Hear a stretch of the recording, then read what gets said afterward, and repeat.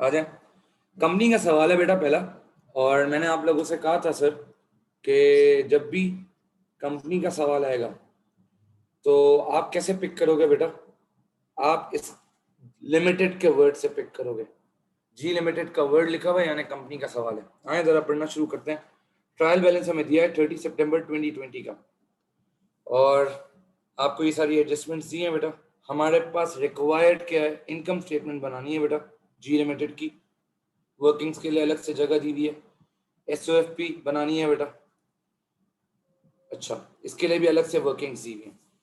अच्छा बेटा सोशी की रिक्वायरमेंट यहाँ पे नहीं है, statement of changes in equity की रिक्वायरमेंट यहाँ पे नहीं है। हमने बात की थी बेटा जब जब एग्जाम में statement of changes in equity की रिक्वायरमेंट नहीं होगी तो आपने जो है वो स्टेटमेंट ऑफ रिटेन अर्निंग्स एक अपनी आसानी के लिए बनानी होगी, तो वो हम बनाएंगे बेटा, सीखेंगे। आए जरा वर्किंग से स्टार्ट करते हैं। क्या लिखता है बेटा, the following information is available. सबकी डेप्रिसिएशन बता रहा है, लैंड की कॉस्ट बता रहा है, अक्यूमुलेटेड ऑब्वियसली निल है, मेथड भी नहीं है, एलोकेशन भी निल है। क्यों बेटा, लैंड कभी भी डेप्रिशिएट नहीं होता, हमने पढ़ा है, never depreciates.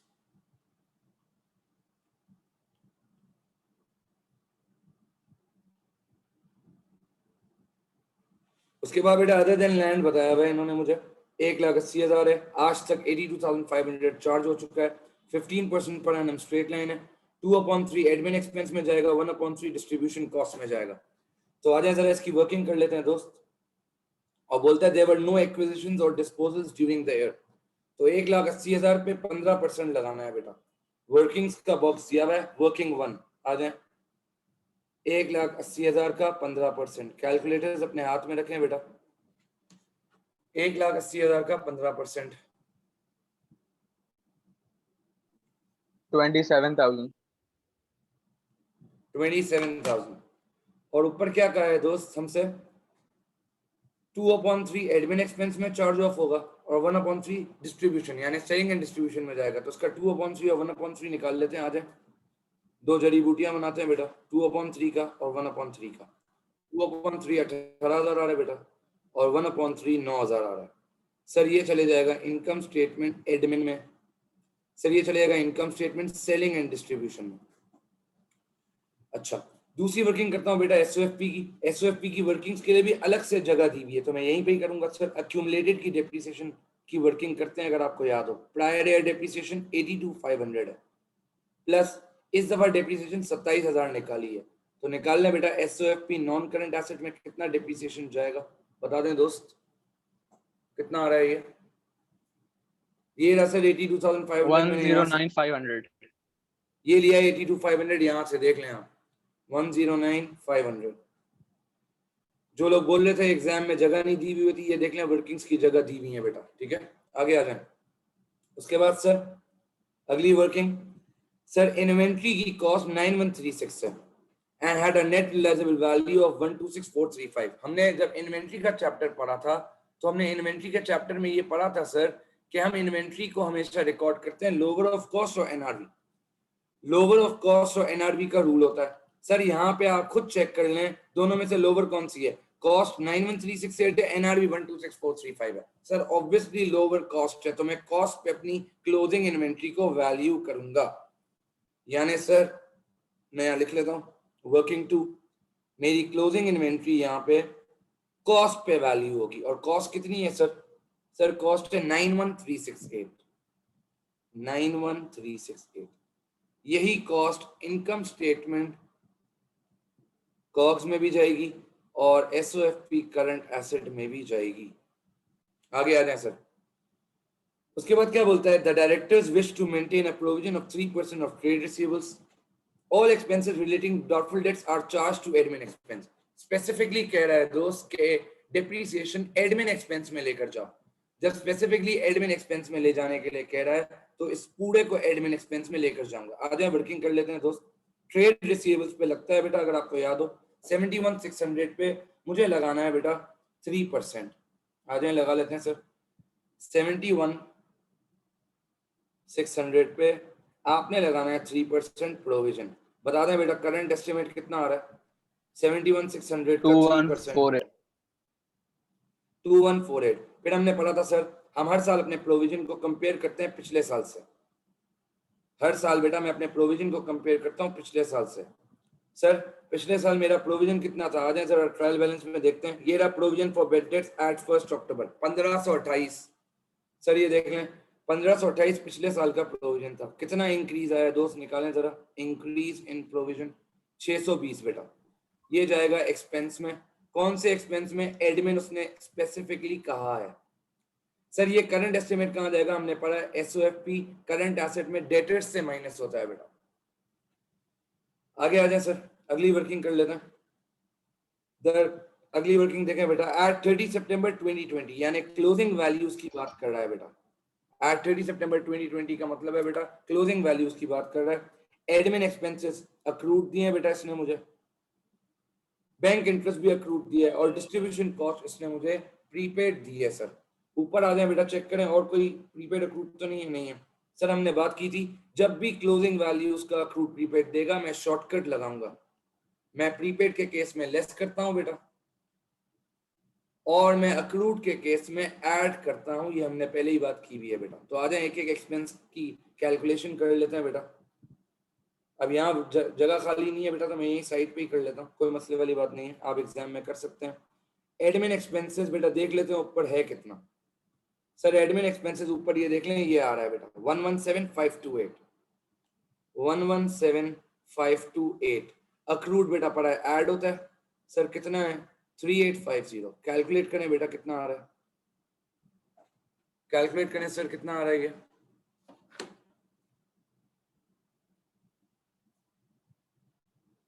One two one seven 378 121 378 378। Sir income statement admin में जाएगा ऑब्वियसली। और सर ये अक्रूड कहाँ जाता है? एसओएफपी करंट लायबिलिटी अदर पेबल्स, पढ़ा था बेटा हमने। आगे आ जाए बैंक इंटरेस्ट बेटा। बैंक इंटरेस्ट देख लेते हैं बेटा, बैंक इंटरेस्ट इसने ट्रायल बैलेंस में कितना दिया है। सर बैंक इंटरेस्ट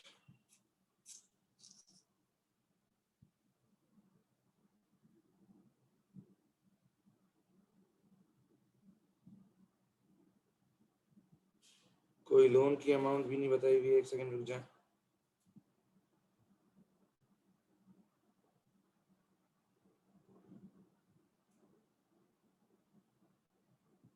अब बेटा देखें, क्योंकि ट्रायल बैलेंस में कोई बैंक इंटरेस्ट है ही नहीं सर। ट्रायल बैलेंस में कोई बैंक इंटरेस्ट नहीं है बेटा, तो जितना अक्रूड है वही पूरा आ जाएगा बेटा 250। यहाँ देखें, मुझे तो कहीं नहीं दिख रहा, आप लोग को दिख रहा है बेटा बैंक इंटरेस्ट? देखें सवाल में कहीं पे भी नहीं है नहीं बेटा है sir. Bank interest. Bank interest originally zero है बेटा, ऐड अक्रूड। कितना है अक्रूड सर? 250। ट्रायल बैलेंस में जीरो है बेटा, एग्जाम में मत लिखना, ऑब्वियसली मैं आपकी अंडरस्टैंडिंग के लिए लिख रहा हूँ। 250 इनकम स्टेटमेंट फाइनेंशियल एक्सपेंस में जाता है, हमने बात की थी बेटा। और सर ये 250 अक्रूड है तो एसओएफपी करंट लायबिलिटी अदर पेबल्स में जाएगा। आगे आ जाए बेटा डिस्ट्रीब्यूशन कॉस्ट, मैं यहाँ कर लेता हूँ। डिस्ट्रीब्यूशन कॉस्ट देख लेते हैं बेटा ऊपर ट्रायल बैलेंस में कितना है। सर ये आ रहा है डिस्ट्रीब्यूशन कॉस्ट, देख लें 60263। बेटा बहुत ही एक बेसिक लेवल पे कंपनी पूछा है इसने अक्टूबर नवंबर 2020 में, 60263। सर प्रीपेड है, हमने पढ़ा है प्रीपेड लेस होता है बेटा। कितना प्रीपेड है? 1460। कैलकुलेट करें बेटा, ये income statement selling and distribution में चले जाएगा बेटा, और ये प्रीपेड जाएगा एसओएफपी करंट एसेट अदर रिसीवेबल्स में। बता दें बेटा 58803 58803। सर यहाँ मेरी सारी वर्किंग्स हो चुकी हैं, आप चेक कर लें। एक एक वर्किंग कर ली हमने, बहुत आसान वर्किंग्स थी। अब इनकम स्टेटमेंट बना लेते हैं, आ जाए। इनकम स्टेटमेंट बनानी है सर, आ जाए बना लेते हैं। बहुत ही बेटा एक बेसिक लेवल पे सवाल था ये, आपको चेक कर सकते हैं। अच्छा आ जाओ बेटा, रेवेन्यू से स्टार्ट करते हैं। मैंने आपसे कहा था सेल्स भी लिखते हैं रेवेन्यू भी लिखते हैं, लेकिन आपका एग्जामिनर जो वर्ड ट्रायल बैलेंस में लिखेगा आप भी अपनी इनकम स्टेटमेंट में वही वर्ड लिखेंगे। रेवेन्यू कितना देगा? 498430। कोई रिटर्न नहीं है बेटा, रेवेन्यू है 498430, कोई रिटर्न नहीं है बेटा। Less cost of goods sold, opening inventory आता है, परचेजेस आता है, परचेज रिटर्न आता है, कैरेज इनवर्ट्स आता है। देख लेते हैं बेटा क्या क्या चीजें। ओपनिंग इन्वेंट्री परचेजेस आ जाए सर। ओपनिंग इन्वेंट्री ये रहा सर, इन्वेंट्री एट 1 अक्टूबर 2019। मैंने आपसे हमेशा कहा था ट्रायल बैलेंस के अंदर जो इन्वेंट्री आता है वो ओपनिंग होता है। तो कितना है बेटा 86228, 86228।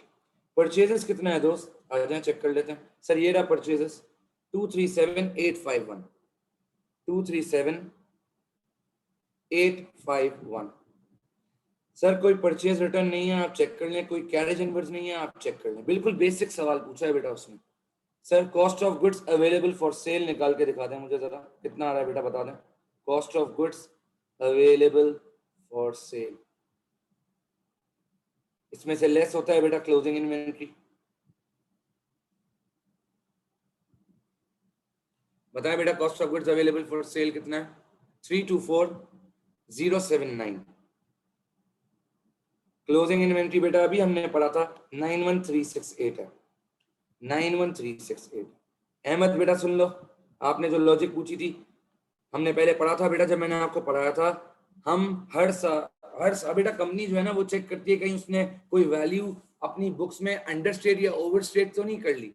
तो वो हमेशा चेक करती है बेटा कॉस्ट और एनआरवी को। एनआरवी मतलब आज अगर ये इन्वेंट्री बेचने जा रहा हूं तो मार्केट में कितने का सेल होगा। आज एक्चुअल में बेच नहीं रहा, आज सिर्फ और सिर्फ वैल्यूएशन कर रहा हूं। अगर मेरा इन्वेंट्री कम का बिकेगा, 91,000 अगर कॉस्ट है, लेट्स सपोज अज्यूम करता हूं एनआरवी अगर 90,000 होती है बेटा, यानी सर आपने अपनी बुक्स में इन्वेंट्री को ओवरस्टेट किया है, यानी आपको इन्वेंट्री पे 1368 का लॉस हो गया है।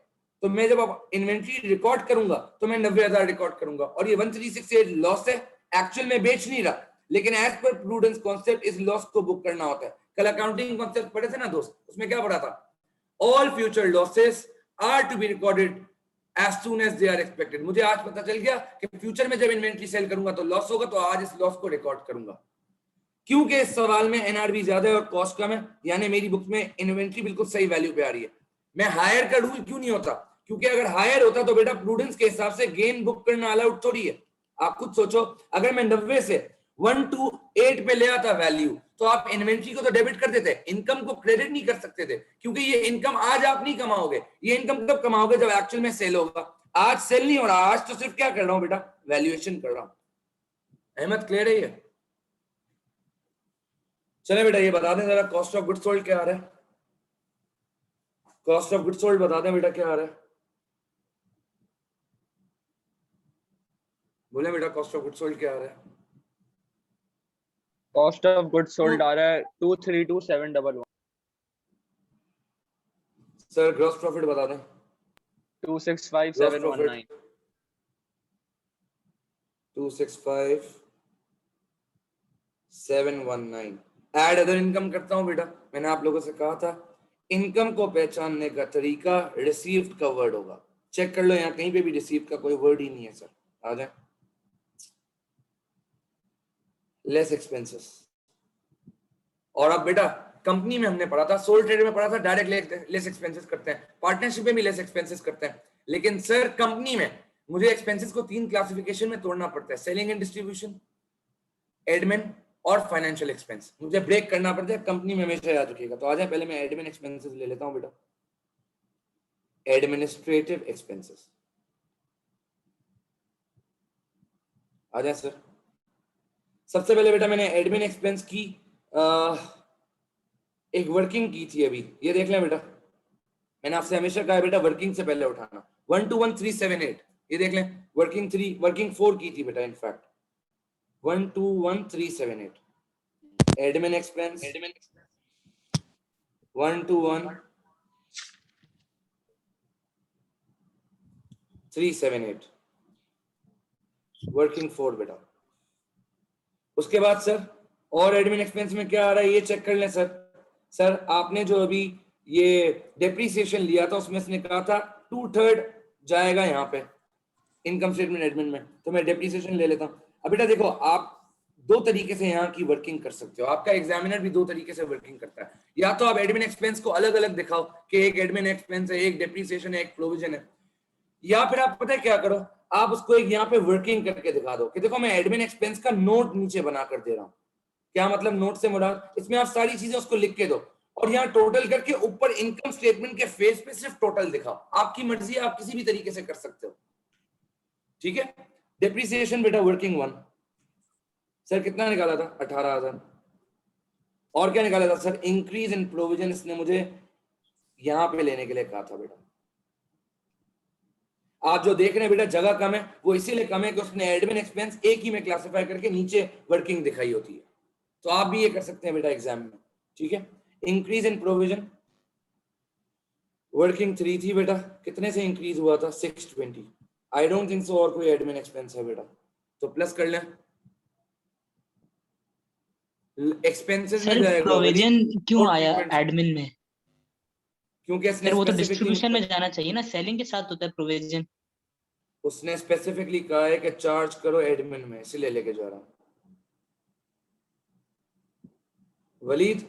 सही। लॉस के केस में वलीद, लॉस के केस में बेटा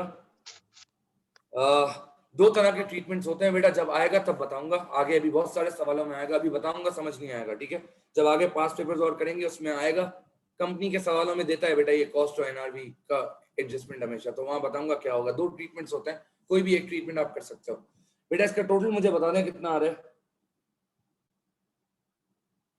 130 13,998 13,998। अब बेटा मैंने आपको भी बताया था, आप ये तीन जो आपने यहाँ ऐड किए हैं, आप नीचे भी ऐड करके यहाँ डायरेक्ट एडमिन एक्सपेंस में 13,998 कर सकते हो, आपकी मर्जी है, ठीक है। Less selling and distribution expense. Sir इनके बीच में एक लाइन छोड़ना जरूरी है कि नहीं है? वैसा कोई रूल नहीं है बेटा, छोड़नी है छोड़ दो, नहीं छोड़नी नहीं छोड़ो, कोई फर्क नहीं पड़ता बेटा, ये छोटी छोटे पेटी इशू से कोई फर्क नहीं पड़ता। अच्छा आ जाए, सबसे पहले डिस्ट्रीब्यूशन कॉस्ट आ रही है सर, वर्किंग फोर में हमने डिस्ट्रीब्यूशन कॉस्ट निकाली थी, आपको याद हो। और एक डेप्रिसिएशन का बेटा इसने मुझे यहाँ दो हिस्से करवाए थे, 18,000 देख लें एडमिन में ले गया था, और 9,000 सेलिंग एंड डिस्ट्रीब्यूशन में लेके जाना है, तो 9,000 बेटा यहाँ ले जाओ। और वर्किंग फोर में देख लेते हैं डिस्ट्रीब्यूशन की अपडेटेड वैल्यू क्या निकाली थी सर, ये निकाली है 58803, देख लें, प्लस कर लो बेटा कितना आ रहा है, प्लस करके बता दो दोस्त कितना आ रहा है सर, ये आ रहा है 67803। जीपी में से बेटा जब इन दोनों को माइनस करता हूं, मेरे पास जो आंसर आता है उसको कहते हैं प्रॉफिट फ्रॉम ऑपरेशंस। इसको आप ऑपरेटिंग प्रॉफिट भी लिख सकते हो, इसको आप profit before interest and tax भी लिख सकते हो, लेकिन बेटा नया नाम प्रॉफिट फ्रॉम ऑपरेशंस है। आपका एग्जामिनर प्रॉफिट फ्रॉम ऑपरेशंस अब मार्किंग स्कीम में यूज करता है, तो आप भी यही यूज करिएगा। बताएं कितना आ रहा है बेटा, फिर इसमें से लेस फाइनेंशियल एक्सपेंस करेंगे। अब मेरे पास जगह नहीं है तो मैं यही लिख रहा हूँ बेटा बैंक इंटरेस्ट, वरना आप अलग लाइन में लिखेंगे। यहाँ इसके लिए भी वर्किंग करवाई थी, वर्किंग फोर। बेटा जरा मुझे बता दें प्रॉफिट फ्रॉम ऑपरेशंस कितना है, 57918 कर दिया बेटा, इसमें से बैंक इंटरेस्ट लेस, अभी वर्किंग की थी बेटा 250 आ रहा था, ये देख लें income statement financial expense. Sir निकाल लें प्रॉफिट फॉर द ईयर निकाल लें बेटा। आपके लेवल पे बेटा टैक्स नहीं आता, जब आप A2 में आओगे उन तो कंपनी के सवालों में टैक्स होता है। मैंने आपको फॉर्मेट जब पढ़ाया था तो लिखवाया था टैक्स बेटा, ठीक है, लेकिन यूजुअली होता नहीं है एएस के लेवल पे, वो टैक्स देता नहीं है। अगर दे तो बेटा ये प्रॉफिट बिफोर टैक्स लिखोगे इसके नाम को बेटा, इसमें से टैक्स लेस करोगे, जो आंसर आएगा वो प्रॉफिट आफ्टर टैक्स होगा। अगर टैक्स नहीं है बेटा, बहुत कम चांस है, 99% ऑफ द टाइम्स आज तक का भी टैक्स उसने नहीं दिया, तो आप प्रॉफिट फॉर दैट यहीं पे ही रोकोगे। टैक्स होगा तो इसको लिखोगे profit before tax less tax कर देना बेटा, जो आंसर आएगा प्रॉफिट आफ्टर टैक्स आएगा। आज तक हमेशा A2 में ही टैक्स देखा गया है बेटा, एस में कभी उसने टैक्स दिया नहीं। तो देखें कितना सिंपल सवाल था, और मार्क्स चेक करें बेटा, इसके 12 मार्क्स मुफ्ते के लेने के, चेक करें आप। तो बेटा बता दें क्या ये सबको क्लियर है? चला बेटा SOFP पे है सर, अब बेटा मैं जल्दी जल्दी बनाता हूं, आते हैं फटाफट से।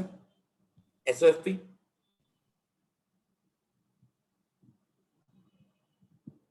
सर 3 कॉलम्स हम बनाते हैं, हमने बात की थी।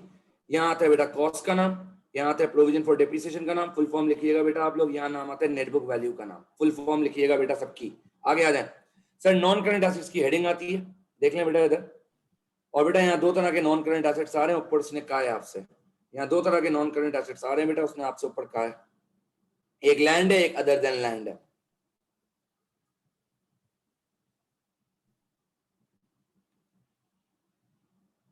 एक लैंड है बेटा और एक अदर देन लैंड है, ये देख लें उसने आपको यहाँ डिस्ट्रीब्यूशन दी है बेटा।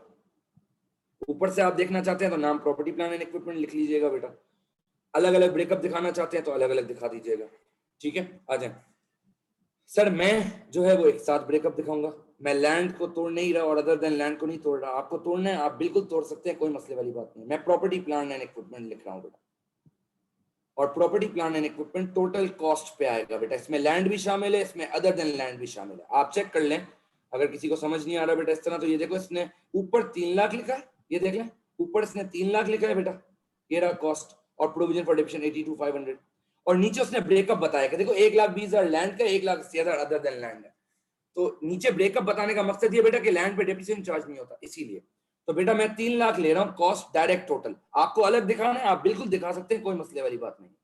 सर अक्यूमुलेटेड की वर्किंग अभी की थी यहाँ पे, ये देख लें सर, ये की थी हमने सर, 109,500 जाएगा नॉन करंट एसेट्स में, माइनस कर दें सर 109,500, बताओ बेटा वैल्यू कितनी आ रही है जल्दी से। उसके बाद करंट एसेट्स, सर ये वैल्यू आ रही है 190,500। उसके बाद बेटा करंट एसेट्स पे आ जाए सर, मैंने आपसे कहा था बेटा यहाँ हम फॉर्मेट फॉलो करते हैं, क्लोजिंग इन्वेंट्री इसी ऑर्डर में नहीं लिखेंगे, मार्क्स कट जाएंगे बेटा। क्लोजिंग इन्वेंट्री, अकाउंट रिसीवेबल बेटा फुल फॉर्म लिखेंगे सर आप, बेड डेट्स है नहीं, less provision for bad dates बेटा, वर्किंग 3 थी आई गेस। आ जाए सर क्लोजिंग इन्वेंट्री ले लेते हैं सर, ये रही क्लोजिंग इन्वेंट्री, ये देखें 91368, एसओएफपी करंट एसेट लिखा है ना बेटा 91368, सेकंड कॉलम में लिखते हैं सर। रिसीवेबल्स बेटा वैल्यू ये रही 71,600, रिसीवेबल्स की वैल्यू है 2148, एसओएफपी करंट एसेट में जा रहा है बेटा, ये फेस पे प्लीज शो करिएगा, 71,600 माइनस 2148, 71,600 माइनस 2148, बताओ बेटा माइनस करके क्या आ रहा है वैल्यू, बताओ बेटा माइनस करके वैल्यू क्या आ रहा है सर, ये वैल्यू आ रहा है जल्दी बता दें,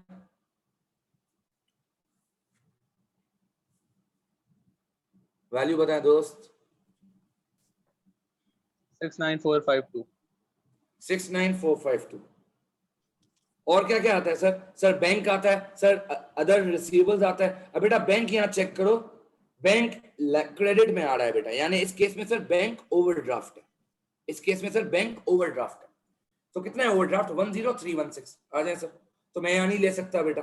अच्छा फिर हमने अदर रिसीवेबल्स निकाला था बेटा वर्किंग में, ये देख लें, ये रहा सर प्रीपेड 1460, लिखा भी था एसओएफपी करंट एसेट 1460 सर, 1460, एक सेकंड रुकिएगा बेटा।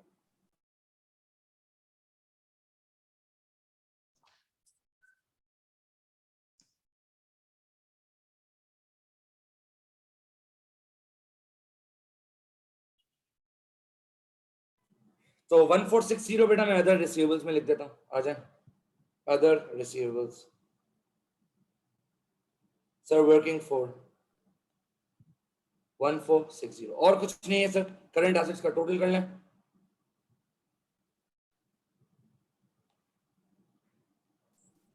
$162280,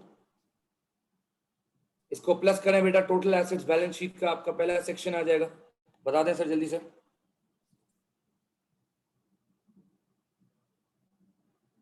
352780, ये आपकी बैलेंसिंग फिगर आ गई है बेटा। अब बेटा आ जाओ जरा बैलेंस शीट का दूसरा सेक्शन बनाते हैं, इक्विटी एंड लायबिलिटीज।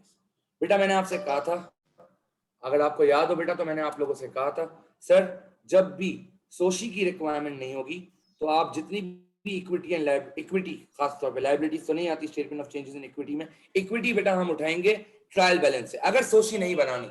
अगर तो मैं सोशी बनाता हूं बेटा, तो सोशी में जो आपका आखिरी आंसर होता है बैलेंस शीट, वो एज इट इज आप कॉपी पेस्ट कर देते हो इक्विटी के सेक्शन में। लेकिन सर अगर ट्रायल बैलेंस, अगर सोशी की रिक्वायरमेंट नहीं है तो मैं ट्रायल बैलेंस से वैल्यूज उठाऊंगा बेटा। अब जब ट्रायल बैलेंस से वैल्यूज उठाऊंगा तो रिटेन अर्निंग्स की बेटा हमेशा ट्रायल बैलेंस में ओपनिंग वैल्यू गिवन होती है। आपको अगर सोशी की रिक्वायरमेंट नहीं दी हुई होगी तो आपको रिटेन अर्निंग्स की वैल्यू निकालने के लिए एक स्टेटमेंट बनानी पड़ेगी, मैंने आपको क्लास में सिखाया भी था बेटा स्टेटमेंट। तो पहले तो आ जाओ ट्रायल बैलेंस से चीजें उठा लेते हैं बेटा। ट्रायल बैलेंस में बेटा क्या क्या आ रहा है ये देख लें, ऑर्डिनरी शेयर कैपिटल आ रहा है सर 2 लाख का, कोई शेयर प्रीमियम आ रहा है सर 20,000 का, आ जाए ले लेते हैं। ऑर्डिनरी शेयर कैपिटल 2 लाख और share premium 20,000, ordinary share capital 2 lakh बेटा और शेयर प्रीमियम 20,000, आ जाए। Ordinary share capital 2 lakh. Sir share premium sir इसका 20,000। कोई ऑर्डर होता है फॉलो करना या हम जैसा लिखना चाहिए? दोस्त पहले हमेशा कैपिटल आएगा, उसके बाद रिजर्व्स आएंगे, ये याद रखिएगा, ठीक है। आगे आ जाए सर, और क्या क्या चीजें होती हैं सर? जनरल रिजर्व होता है, रीवैल्यूएशन रिजर्व होता है, देख लें कोई जनरल रिजर्व या रीवैल्यूएशन रिजर्व है? सर नहीं है। और क्या आता है बेटा? Retained earning. लेकिन मैंने अभी आपसे कहा मैं रिटेन अर्निंग नहीं ले सकता, क्योंकि ये रिटेन अर्निंग हमेशा बीडी देता है बेटा।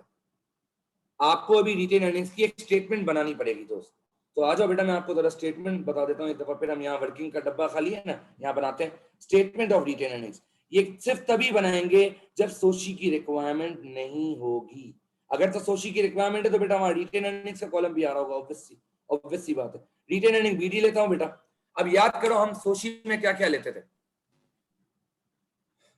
जब हम रिटेन अर्निंग, जब हम सोशी बनाते थे हम बीडी लेते थे बेटा। अगर कोई बोनस इशू की एडजस्टमेंट होती थी तो वो हम लेते थे, यहाँ कोई बोनस इशू है नहीं बेटा। सर हम ट्रांसफर टू जनरल रिजर्व लेते हैं, पढ़ा था ना बेटा, हर साल प्रॉफिट में से एक अमाउंट रिजर्व में डालते हैं। सर यहाँ ऐसा कोई जनरल रिजर्व की कहानी है नहीं। सर हम डिविडेंड्स पेड प्रॉफिट में से पे करते हैं, वो लेते थे बेटा। सर यहाँ डिविडेंड्स पेड भी नहीं है। और मैं क्या करता हूँ सर, ऐड करता हूँ profit for the year. Profit for the year का मतलब सर आपकी इनकम स्टेटमेंट का फाइनल बैलेंस। क्या निकाला था बेटा अभी इनकम स्टेटमेंट का फाइनल बैलेंस? ये देख लें सर, ये निकाला था 57,668। तो बेटा ले लो 57,668। यहां से जब आप टोटल करेंगे तो आपका रिटेन अर्निंग सीडी आएगा। बीडी देख लेते हैं बेटा, ऊपर ट्रायल बैलेंस में कितना था, आ जाए चेक कर लेते हैं। वैल्यू याद नहीं है बेटा मुझे, ये रहा बेटा 34572, दिख रहा है बेटा 34572। तो बेटा आ जाए जरा, 34572 लिख लेते हैं। बताया बेटा रिटेन अर्निंग सीडी कितना आ रहा है सर? 92240। ये आपका रिटेन अर्निंग सीडी होगा। मैं दोबारा रिपीट कर रहा हूं, अगर सोशी की रिक्वायरमेंट नहीं होगी तो ये स्टेटमेंट आपने बनानी होगी दोस्त। तो 92240 बेटा ले लें सर रिटेन अर्निंग्स में। बेटा ऑर्डिनरी शेयर, शेयर कैपिटल है अहमद, कितना आ रहा था सर? 92240। सर कोई जनरल रिजर्व नहीं है, कोई रिवैल्यूएशन रिजर्व नहीं है, टोटल कर लें इसको। और क्या आता है sir? Sir non current liability आता है, लेकिन इस सवाल में कोई नॉन करंट लायबिलिटी हमें मेंशन नहीं किया उसने इन बैंक इंटरेस्ट का तो बताया, लेकिन लोन की कोई अमाउंट ही नहीं थी बेटा, मैं क्या लूं? करंट लायबिलिटी में ट्रेड पेबल्स आता है सर, और अदर पेबल्स आता है, और इस सवाल में बेटा बैंक ओवरड्राफ्ट भी है। इस सवाल में बैंक ओवरड्राफ्ट भी है बेटा। तो देख लेते हैं सर, ट्रेड पेबल्स भी देख लेते हैं, बैंक ओवरड्राफ्ट भी देख लेते हैं, और अदर पेबल्स भी देख लेते हैं। अदर पेबल्स वर्किंग फॉर में था बेटा। अब बेटा एक चीज याद रखना, पहले तो वैल्यूज देख लेते हैं फिर मैं आपको बता देता हूँ। सर ट्रेड पेबल्स कितना है? सर ये रहा ट्रेड पेबल्स, देख लें 26124। और बेटा बैंक है ये रहा 10316, 26124 और 10316।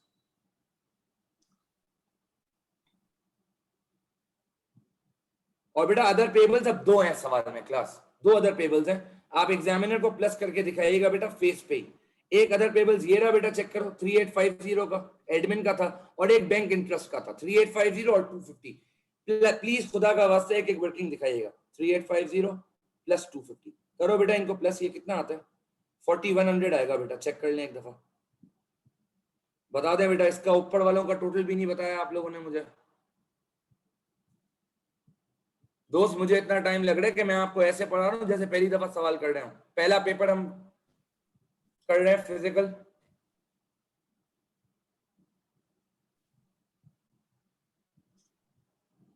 बताएं बेटा ये वैल्यूज कितनी कितनी आ रही है? 312240। मिस ये इक्विटी होता है, लायबिलिटीज नहीं होता। आप जो इक्विटी एंड लायबिलिटीज मुझसे पूछते हुए भी पूछ रही थी, ये सिर्फ इक्विटी सेक्शन होता है। लायबिलिटीज का सेक्शन यहाँ से स्टार्ट हो रहा है, ऊपर नाम इक्विटी एंड लायबिलिटीज लिखते हैं, ये इक्विटी है ये लायबिलिटी है। हरीम क्लियर है? लायबिलिटी का टोटल आ रहा है 40540। चेक कर लो बेटा बैलेंस हो रहा है नहीं हो रहा, चेक कर ले सर बैलेंस हो रहा है।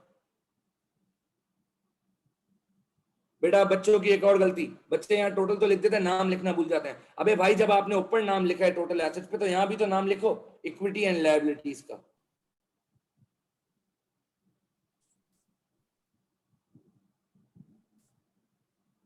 अहमद नॉन करंट एसेट्स का मैं ये कह रहा था दोस्त, आपको अगर डायरेक्ट टोटल नहीं लिखना, आप डायरेक्ट टोटल मत लिखो, आप ब्रेकअप बना लो बेटा। ये जिस तरह इसने ब्रेकअप दिया, आप लैंड पहले लिखो 1,20,000, आप अदर देन लैंड लिखो 1,80,000 और अक्यूमुलेटेड डेप्रिसिएशन 109,500 जो अपडेटेड वैल्यू निकाली है वो भी लिख दें, ठीक है। तो आप ऐसे तोड़ के भी लिख सकते हो। मैंने डायरेक्ट टोटल लिखा है बेटा, और ये हमने वैल्यू अभी निकाली थी, टोटल 109,500 आई थी, मैंने डायरेक्ट टोटल लिए हैं। आप अलग अलग ब्रेकअप करके दिखाना चाहते हो, आप अलग अलग ब्रेकअप दिखा दो। क्लियर है दोस्त? बेटा ये सबको क्लियर है? चेक कर लें सर, 7 मार्क्स की एसओएफपी थी, कुछ भी नहीं था बेटा। जल्दी से बता दें क्या ये क्लियर है हमें सर? अब बेटा ये आगे कुछ थ्योरीज आ रही हैं, देख लें। State 2 differences between ordinary shares and preference shares. मैंने अभी आपसे कहा था बेटा कि अभी जिनको थ्योरी याद नहीं हुई है, मैंने आपको ये पूरा हैंड आउट दिया था बेटा थ्योरी का, ये पूरा थ्योरी समराइज है बेटा इस हैंड आउट में, मैंने आपको ये दिया था। और मैंने आपसे कहा था कि अभी जैसे जैसे पेपर्स आए, जिनको याद है वेल एंड गुड, जिनको अभी तक याद नहीं है अफसोस की बात है पहले तो। दूसरी बात, अगर फिर भी याद नहीं है तो आप ये करें बेटा कि देख कर अभी करिएगा। तो जब देख कर करेंगे दोस्त तो ऑटोमेटिकली आपको याद हो जाएगा। तो बेटा यहाँ कंपनी के चैप्टर की थ्योरी पे आ जाए आप, देख लें दोस्त।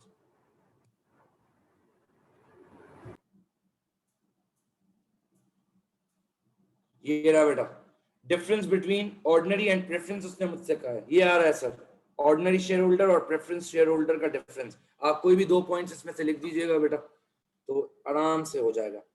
उसके बाद बेटा define a capital reserve. Sir capital reserve भी मेरी थ्योरी में आ रहा है, मैं पेज नंबर लिख देता हूँ बेटा अपनी थ्योरी का ताकि आपके लिए आसानी हो ट्रैक करने में। Page 21 of theory, as it is आपने लिखना है बेटा, इसमें कुछ भी नहीं है। डिफाइन कैपिटल रिजर्व सर, ये रहा बेटा, मैंने यहाँ टाइप्स ऑफ रिजर्व्स में ये रहा कैपिटल रिजर्व बेटा, ये रहा amount set aside by the company from its profit for future use, ठीक है बेटा। तो यहाँ से आप लिख लेंगे state 1 use of a capital reserve, बेटा ये भी यहाँ होगा। आप 1 यूज में बेटा लिख सकते हो, 1 यूज क्या है बेटा कैपिटल रिजर्व का? फॉर इशूइंग शेयर्स बेटा। सर शेयर प्रीमियम किस लिए लेते हो आप? शेयर इशू करने, पार वैल्यू से जितना भी ऊपर शेयर इशू होगा वो प्रीमियम में आएगा बेटा, तो वो कैपिटल रिजर्व एक यूज आ गया। ये पेज 21 पे ये सब लिखा हुआ है बेटा, तो आराम से बेटा ये देख लें आप, हो गया। अब आ जाए जरा यहाँ पे addition information. The directors are planning a major expansion, बेटा हम एक्सपेंशन का सोच रहे हैं and they wish to raise $1,00,000। The directors are considering 3 options. पहला बेटा डिबेंचर्स इशू करें $1,00,000 के, दूसरा राइट इशू करें 1 ordinary share for every 2 ordinary share held, या हम एक नया ऑर्डिनरी शेयर करें बेटा 0.10 पर शेयर पे। जब मैंने आपको कंपनी पढ़ाया था मैंने आपको बताया था 3 तरह से शेयर इशू किए जा सकते हैं। एक बेटा राइट इशू है जो मैं अपने एग्जिस्टिंग ऑर्डिनरी शेयर होल्डर्स को देता हूं। दूसरा बेटा हमने ये पढ़ा था कि हम जो है वो फुल मार्केट प्राइस इशू करते हैं। ऑर्डिनरी वालों को तो बेटा मेरे अपने लोग हैं, इनको तो सस्ते रेट पे दूंगा, लेकिन जो मेक अ न्यू इशू का मतलब क्या है बेटा? ये मैं अब नई न्यू जनरल पब्लिक को दे रहा हूं, तो बेटा उनको मैं कोई सब्सिडाइज रेट पे थोड़ी दूंगा, वो तो पहली दफा मेरी कंपनी के शेयर होल्डर बनेंगे, तो उनको प्रीमियम पे दे रहा हूं आप देखें। और तीसरा हमने बोनस इशू पढ़ा था। अब यहाँ 3 ऑप्शन पे बात करनी है। Advise the directors which option they should choose, justify your answer. बेटा अब ये देख लो 7 मार्क्स का है बेटा, मुझे हर ऑप्शन पे बात करनी है। आपके भाई ने ऑब्वियसली यहाँ पे हर ऑप्शन के एडवांटेज डिसएडवांटेज लिखे हैं। यहाँ देख लो, ये रहा सोर्सेज ऑफ फाइनेंस बेटा, ये रहा sources of finance. Right issue भी लिखा है बेटा, एडवांटेज डिसएडवांटेज। एक्वायरिंग लोन के भी एडवांटेज डिसएडवांटेज लिखे हैं बेटा, तो आप आराम से इसका आंसर लिख सकते हो पेज 23। मैं आपको एक आंसर ड्राफ्ट करवा रहा हूँ यहाँ पे बेटा, ताकि आप उसके बाद जब भी ये सवाल आएंगे तो आप बिल्कुल एज इट इज वर्किंग करेंगे। अब बेटा सुन लो जरा, इसका किस तरह इसको लिखना है, पहले तो ये बात सुन लें बेटा। सर सबसे पहले आप ये सोचो, खुद सोचो, अगर मुझे डिबेंचर्स इशू करने होंगे बेटा तो 6% हर साल इंटरेस्ट देना पड़ेगा, तो आप निकाल के तो देखो जरा इंटरेस्ट कॉस्ट बनती कितनी है आपकी। सर 100,000 का 6%, सर 6,000 आ जाएगा आपका प्रॉफिट। सीधी बात, आपका प्रॉफिट 6,000 से कम हो जाएगा।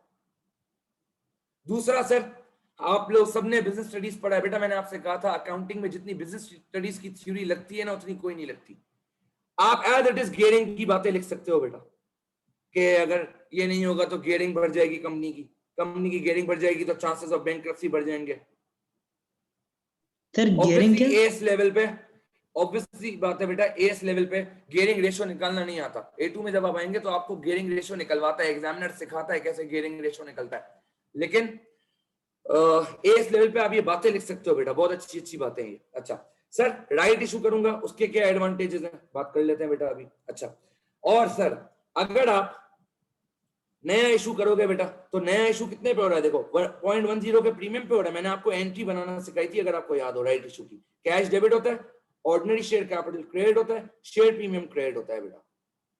और मैं कैश की बनाता हूं number of shares into issue value. Par value 1 है बेटा, और प्रीमियम 0.1 है, यानी एक शेयर में मार्केट में 1.1 का बेच रहा हूं। मेरे पास कैश आएगा बेटा 1,10,000। ऑर्डिनरी शेयर कैपिटल कैसे निकालते हैं, number of shares issued into par value. Par value 1 है बेटा। प्रीमियम कैसे निकालते हैं, number of shares issued into premium value 10,000। तो बेटा देखो, हर जगह से मुझे 100,000 रेस करने, ये पहली ऐसी चीज है बेटा जो मुझे 1,10,000 पे रेस करके दे रही है, यानी 10,000 का मेरा और भी एक्स्ट्रा पैसा क्रिएट हो रहा है बेटा। अब आप चेक करें मैं कैसे इसको लिखवाता हूं बेटा, ये देखिएगा। दूसरी बात बेटा, सर ऑब्वियसली मैं, अगर इसमें मुझे डिविडेंड का रेट बताया हुआ होता इस सवाल में, मैं इसको और अच्छे तरीके से लिख सकता था। किस तरीके से लिख सकता था सर, लेट्स सपोज अगर मुझे डिविडेंड का रेट बताया हुआ होता कि सर हम 10% डिविडेंड देते हैं अपने शेयर होल्डर्स को, अगर मुझे यहाँ बताया हुआ होता बेटा कि हम 10% डिविडेंड रेट देते हैं शेयर होल्डर्स को, तो बेटा फिर मैं डिविडेंड की कैलकुलेशन भी करता कि देखो अगर तुम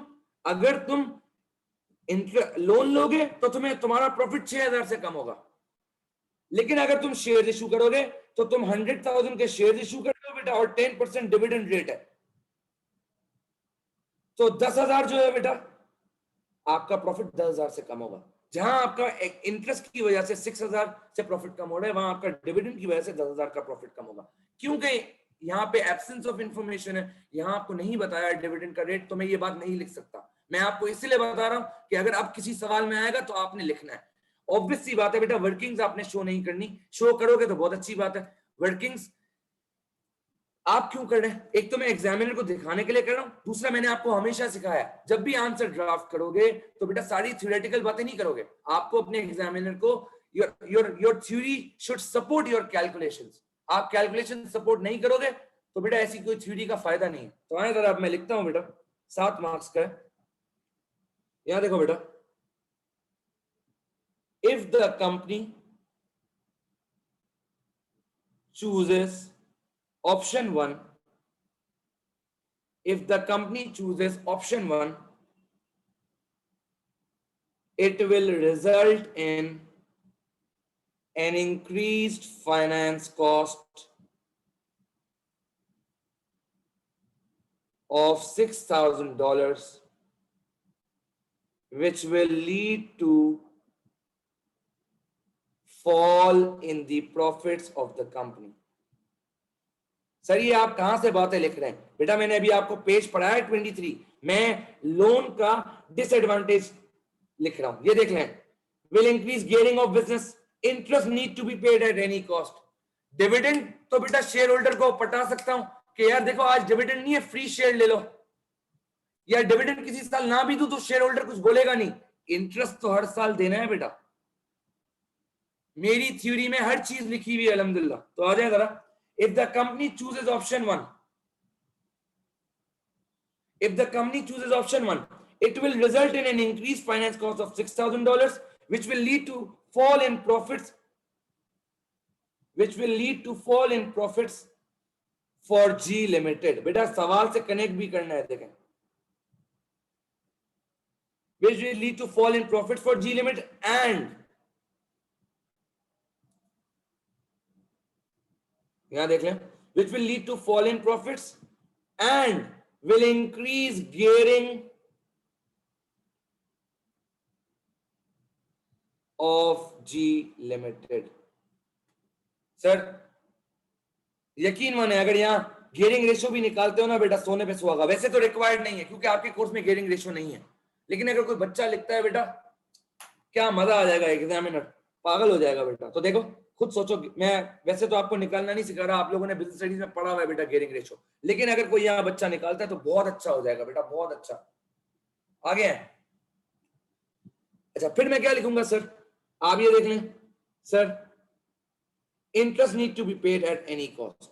सर डिविडेंड्स को तो अवॉइड कर सकता हूं, सर डिविडेंड्स को तो अवॉइड कर सकता हूं बेटा, शेयर होल्डर को बोल दूंगा बेटा कि सर इस साल डिविडेंड नहीं, अगले साल डबल डिविडेंड दे दूंगा, मान लेगा वो। अगर ज्यादा चिड़चिड़ करेगा भी शेयर होल्डर, उसको बोलूंगा भाई बोनस शेयर ले लो, फ्री शेयर ले लो, डिविडेंड के पैसे नहीं है।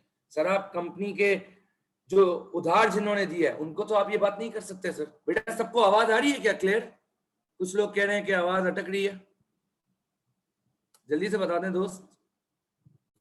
चले बेटा सर, तो will increase gearing of G limited, आगे मैं ये लिख सकता हूं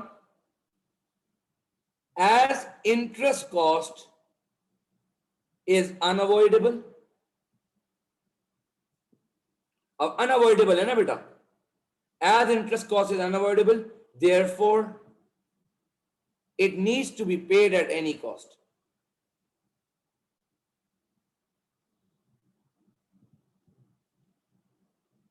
सर आगे आप अगर कोई एडवांटेज लिखना चाहते हैं, मैंने आप लोगों को समझाया था बेटा, will raise finance when needed, share loan तो फौरन मिल जाता है बेटा, शेयर नए इशू करने जाओगे बेटा तो ऑब्वियसली बहुत ज्यादा कॉम्प्लिकेशंस होती हैं। अच्छा, allowable expense for tax purposes, बेटा अब ये सुन लो, ये थोड़ा सा इंपॉर्टेंट है बेटा, ये वैसे तो आपके लेवल पे नहीं है लेकिन ये पॉइंट बहुत अच्छा है, ये सुन लो क्या है बेटा। आप चेक करो, अगर मैं भी आपको थोड़ा सा अगर समझाना चाहूं, सर यहाँ पे मैंने इंटरेस्ट लिया है, आप देखें अगर टैक्स होता बेटा, अगर इस सवाल में टैक्स एट 20% बोलता, आप टैक्स पता है किस पे लगाते हैं? इस पे, यानी आपको आपका इस 250 पे टैक्स लगता ही नहीं, आपका इस 250 पे टैक्स लगता ही नहीं, बैंक इंटरेस्ट पहले आ रहा है बेटा, इस अमाउंट पे टैक्स लगता है हमेशा। सर डिविडेंड्स तो यहाँ आते ही नहीं, डिविडेंड्स तो statement of changes in equity में आते हैं, यानी dividend is not an allowable tax expense. आपका शेयर होल्डर, आपका जो टैक्स अथॉरिटीज है वो इसको नहीं मानती बेटा, डिविडेंड को as a distribution of profit नहीं मानती, वो कहती है ये एक्सपेंस नहीं है। सीधी सीधी बात है बेटा, ओनर को रिटर्न देना इज नॉट एन एक्सपेंस, लेकिन इंटरेस्ट एक्सपेंस है बेटा। तो सर सुन लें सर, ये एक टैक्स अलाउएबल एक्सपेंस है interest.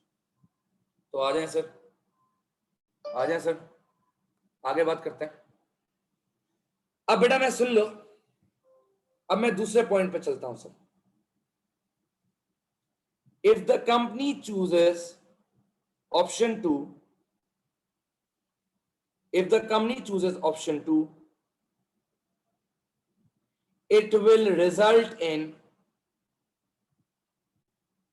an increased payment for dividends. Obviously बेटा मैं वैल्यू नहीं लिख सकता, लेकिन मैं पॉइंट तो लिख सकता हूं ना, मुझे अगर परसेंटेज दी हुई होती तो मैं वैल्यू भी लिखता। अगर कंपनी ऑप्शन 2 इशू करेगी, अगर कंपनी ऑप्शन 2 चूज करेगी बेटा, तो जो नए शेयर्स इशू कर रही है उन पे भी तो डिविडेंड देना है सर, तो हमारी डिविडेंड की कॉस्ट बढ़ जाएगी। If the company chooses option 2, it will result in an increase payment for dividends. Sir और आप यहां से आके देख लें, ये देखें सर, एडवांटेज क्या है? Provides immediate cash to the business, it will not affect the control of existing shareholder. हमने बात की थी बेटा, अगर कंपनी राइट इशू करती है बेटा, तो इससे जो है एग्जिस्टिंग शेयर होल्डर्स की ओनरशिप डाइल्यूट नहीं होगी बेटा।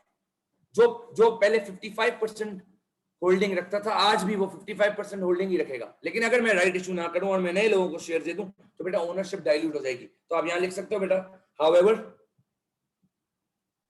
issuing right shares, however issuing right shares will help in retaining the control of business to existing shareholders. देख लें बेटा, मैं सब थ्योरी से लिख रहा हूं, जो थ्योरी में एडवांटेजेस डिसएडवांटेजेस लिखे हैं। अच्छा सर, दूसरा बेटा हमने यहां भी पढ़ा था, dividend are not allowable expense for share holder, expense ही नहीं है बेटा डिविडेंड, तो आप ये वाली बात भी यहां लिख सकते हो। 7 मार्क्स का, इसलिए मैं शॉर्ट पॉइंट लिख रहा हूं बेटा। तीसरा बेटा, if the company chooses option 3, आप बेटा बहुत सारी बातें लिख सकते हो, देखो मैं अपने आप को भी रोक के लिख रहा हूं। If the company chooses option 3, it will result in an increased, it will result in cash surplus of $10,000। Sir ये कैश सरप्लस $10,000 का कैसे आ रहा है बेटा? अभी बताया था ना, अगर मैं लोन इशू करूंगा तो लोन के अगेंस्ट बैंक सिर्फ $1,00,000 देगी। अगर मैं ऑर्डिनरी शेयर इशू करूंगा तो इनको देखो मैं $1 का ही शेयर बेच रहा हूं बेटा, तो $1,00,000 ही आएंगे। लेकिन अगर मैं नए लोगों को शेयर दूंगा बेटा तो मेरा प्रीमियम पे शेयर दे रहा हूं, तो $10,000 एक्स्ट्रा मिल रहा है। देखो पढ़ा था ना, प्रीमियम क्या होता है, जब भी कंपनी पार वैल्यू से ऊपर शेयर बेचेगी तो वो प्रीमियम है। तो बेटा हमें इंक्रीज कैश सरप्लस मिलेगा $10,000 का, but this will result in dilution of ownership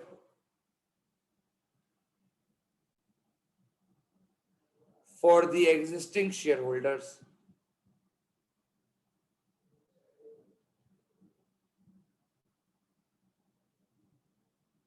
as a result of which बेटा मैंने बड़ी डिटेल में ये क्लास एग्जांपल करवाई थी आपको, डाइल्यूशन के ऊपर पूरा कॉन्सेप्ट मैंने समझाया था आपको। तो as a result of which the existing shareholders might withdraw their investments. तो बेटा ऐसा बिल्कुल हो सकता है कि एग्जिस्टिंग वाले अपनी इन्वेस्टमेंट विथड्रॉ कर लें।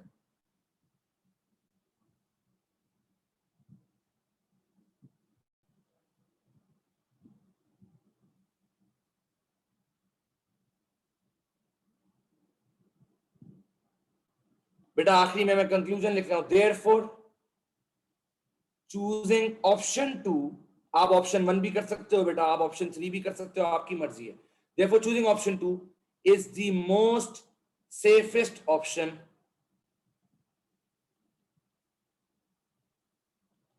For the directors of G limited. आप बिल्कुल मेरी इस कंक्लूजन से के अगेंस्ट जा सकते हैं बेटा, आप अपनी भी लिख सकते हैं कंक्लूजन। क्या ये क्लियर है सर? इस तरह का आंसर आपने लिखना है। ये पहला सवाल है इसलिए मैं तमीज से आंसर लिखवा रहा हूं। अब आप लिखेंगे जब भी ये रिक्वायरमेंट आएगी दो सर। ऑब्वियसली अहमद तुम सोच रहे हो सर हम तो एग्जाम में इस तरह पागल हो जाएंगे, हमने तो 1 घंटे में एक सवाल किया। अबे भाई मैं तो तमीज से समझा के करना हूं, एग्जाम में तो आपने जल्दी जल्दी करना है ना दोस्त। चले सर अब आगे आ जाए। Simon operates a double entry system of bookkeeping. Explain why a trial balance may be arithmetically correct even though the errors have been identified. Sir हमने पढ़ा था, सुन लो इधर। हेलो, मैं बोल रहा है ट्रायल बैलेंस में भी arithmetically correct even though errors have been identified. Sir हमने पढ़ा है कुछ एरर्स ऐसे भी होते हैं जो नॉट अफेक्टिंग होते हैं, जो एरर्स तो है लेकिन फिर भी ट्रायल बैलेंस अर्थमेटिकली मैच हो जाएगा। तो ये errors not affecting trial balance की बात कर रहा है। तो मैं क्या लिखूंगा देखें, there are some errors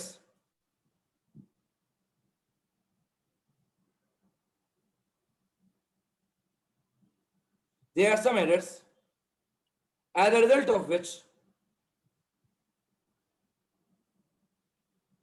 trial balance still balances because they do not affect trial balance as the entries / errors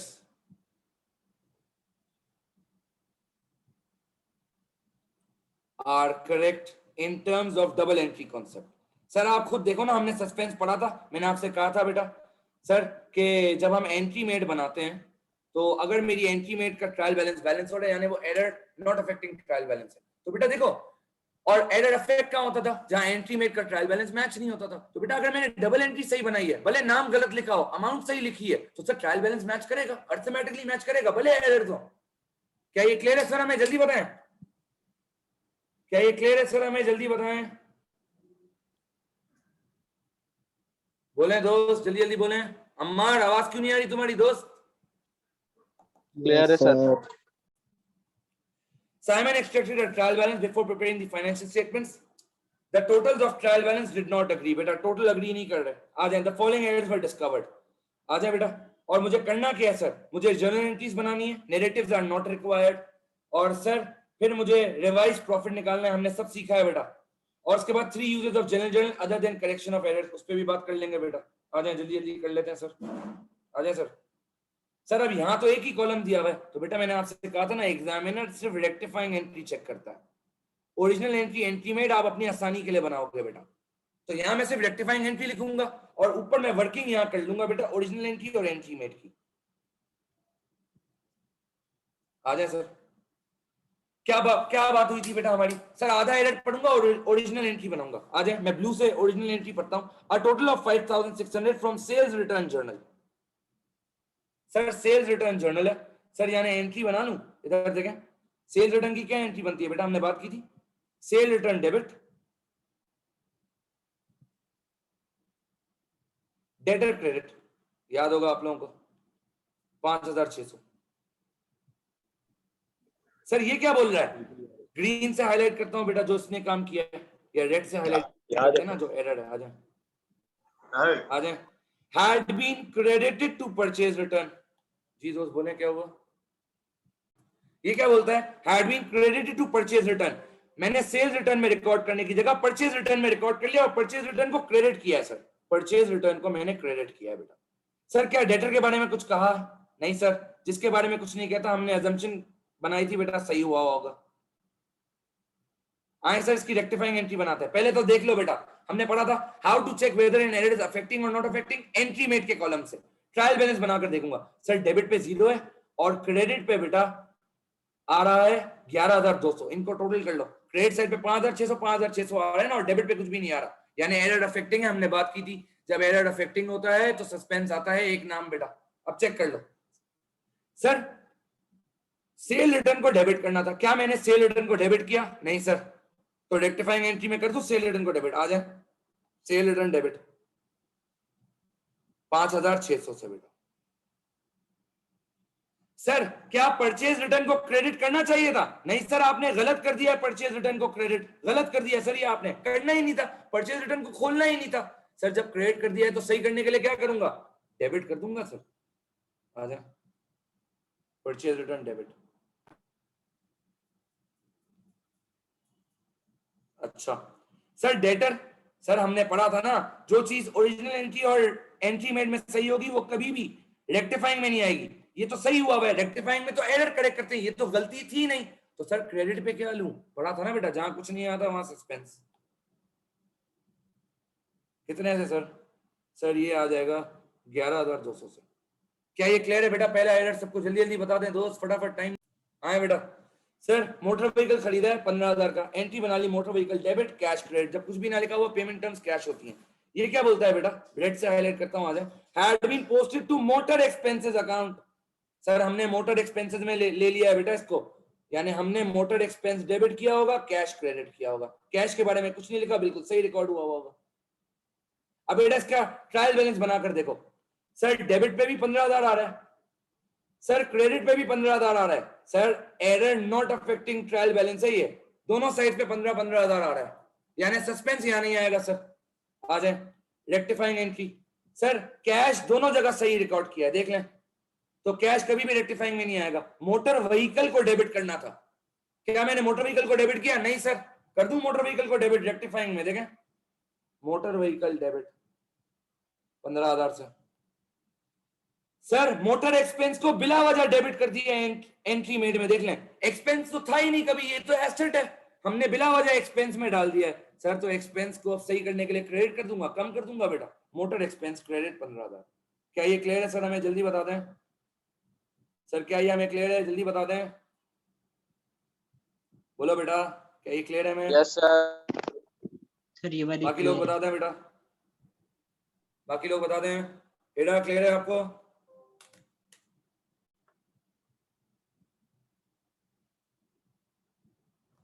बाकी लोग बता दें बेटा, आई होप ये क्लियर है। आगे है बेटा डिस्काउंट रिसीव्ड ऑफ 750, आधी एंट्री पड़ी, ओरिजिनल बनाया बेटा। सर मैंने आपसे कहा था डिस्काउंट रिसीव क्रेडिटर देता है बेटा, क्रेडिटर डेबिट होगा, डिस्काउंट रिसीव क्रेडिट होगा। सब एंट्रियां पहले बेसिक में पढ़ा चुका हूं दोस्त आपको, इवन कंट्रोल अकाउंट्स में भी दोबारा पढ़ी हैं। Creditor debit, discount receive credit. अच्छा ये क्या बोलता है? कौन है दोस्त? अपने माइक्स बंद करें यार। ये क्या बोल रहा है? Had not been posted to discount received account। बोल रहा है हमने डिस्काउंट रिसीव में पोस्ट ही नहीं किया, यानी सर हमने डिस्काउंट रिसीव को क्रेडिट ही नहीं किया होगा। क्या क्रेडिटर का कुछ लिखा है? नहीं लिखा, हमने पढ़ा है जिसके बारे में कुछ ना लिखे वो बिल्कुल सही रिकॉर्ड होगा। क्रेडिटर डेबिट तो होगा बेटा, लेकिन मैंने डिस्काउंट रिसीव को क्रेडिट नहीं किया होगा, इसने लिखा है had not been posted to discount received। तो सर मैंने क्रेडिट कुछ नहीं किया, क्रेडिट खाली है बेटा, क्रेडिट पे डैश है, देख लो। अब इसका ट्रायल बैलेंस बनाकर देखो, डेबिट पे 750 आ रहा है, डेबिट पे 750 आ रहा है, लेकिन क्रेडिट पे 0 आ रहा है। सर अफेक्टिंग है, एक नाम सस्पेंस का आएगा, आ जाए बना लेते हैं। क्रेडिटर दोनों जगह सही है, कभी भी रेक्टिफाइंग में नहीं आएगा। डिस्काउंट रिसीव को क्रेडिट करना था, क्या मैंने क्रेडिट किया सर? नहीं किया है, तो कर दूं बेटा सही करने के लिए, आ जाए discount receive credit. Sir debit क्या करूंगा? पढ़ा है ना बेटा, जहां कुछ नहीं आता वहां क्या आता है? सस्पेंस। आई होप बेटा ये सबको क्लियर है, बहुत आसान एंट्री है। आगे चलते हैं। A payment of 300 for insurance. आ जाए। A payment of 300 for insurance had been entered correctly in cash book. देखते हैं अभी ये क्या बोल रहा है। आधी एंट्री पढ़ ली है बेटा। इंश्योरेंस डेबिट, कैश क्रेडिट, ये एंट्री बनी होगी बेटा।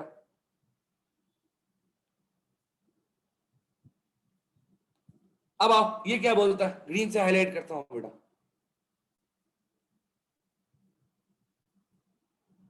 आ जाए सर, बोलता है had been entered correctly in cash book. Cash book में तो सही करेक्टली एंटर किया है, no other entry had been made. No other entry बेटा, कुछ सोचो ना, अगर एक एंट्री इंश्योरेंस और कैश की है और वो बोल रहा है कैश बिल्कुल सही रिकॉर्ड हुआ है और हमने और कोई एंट्री नहीं बनाई, अबे भाई तो बाकी एंट्री बची कौन सी? इंश्योरेंस की, यानी हमने इंश्योरेंस को डेबिट ही नहीं किया है सर, यानी मैंने एंट्री मेड में सिर्फ कैश क्रेडिट किया होगा, मैंने कोई डेबिट नहीं किया सर।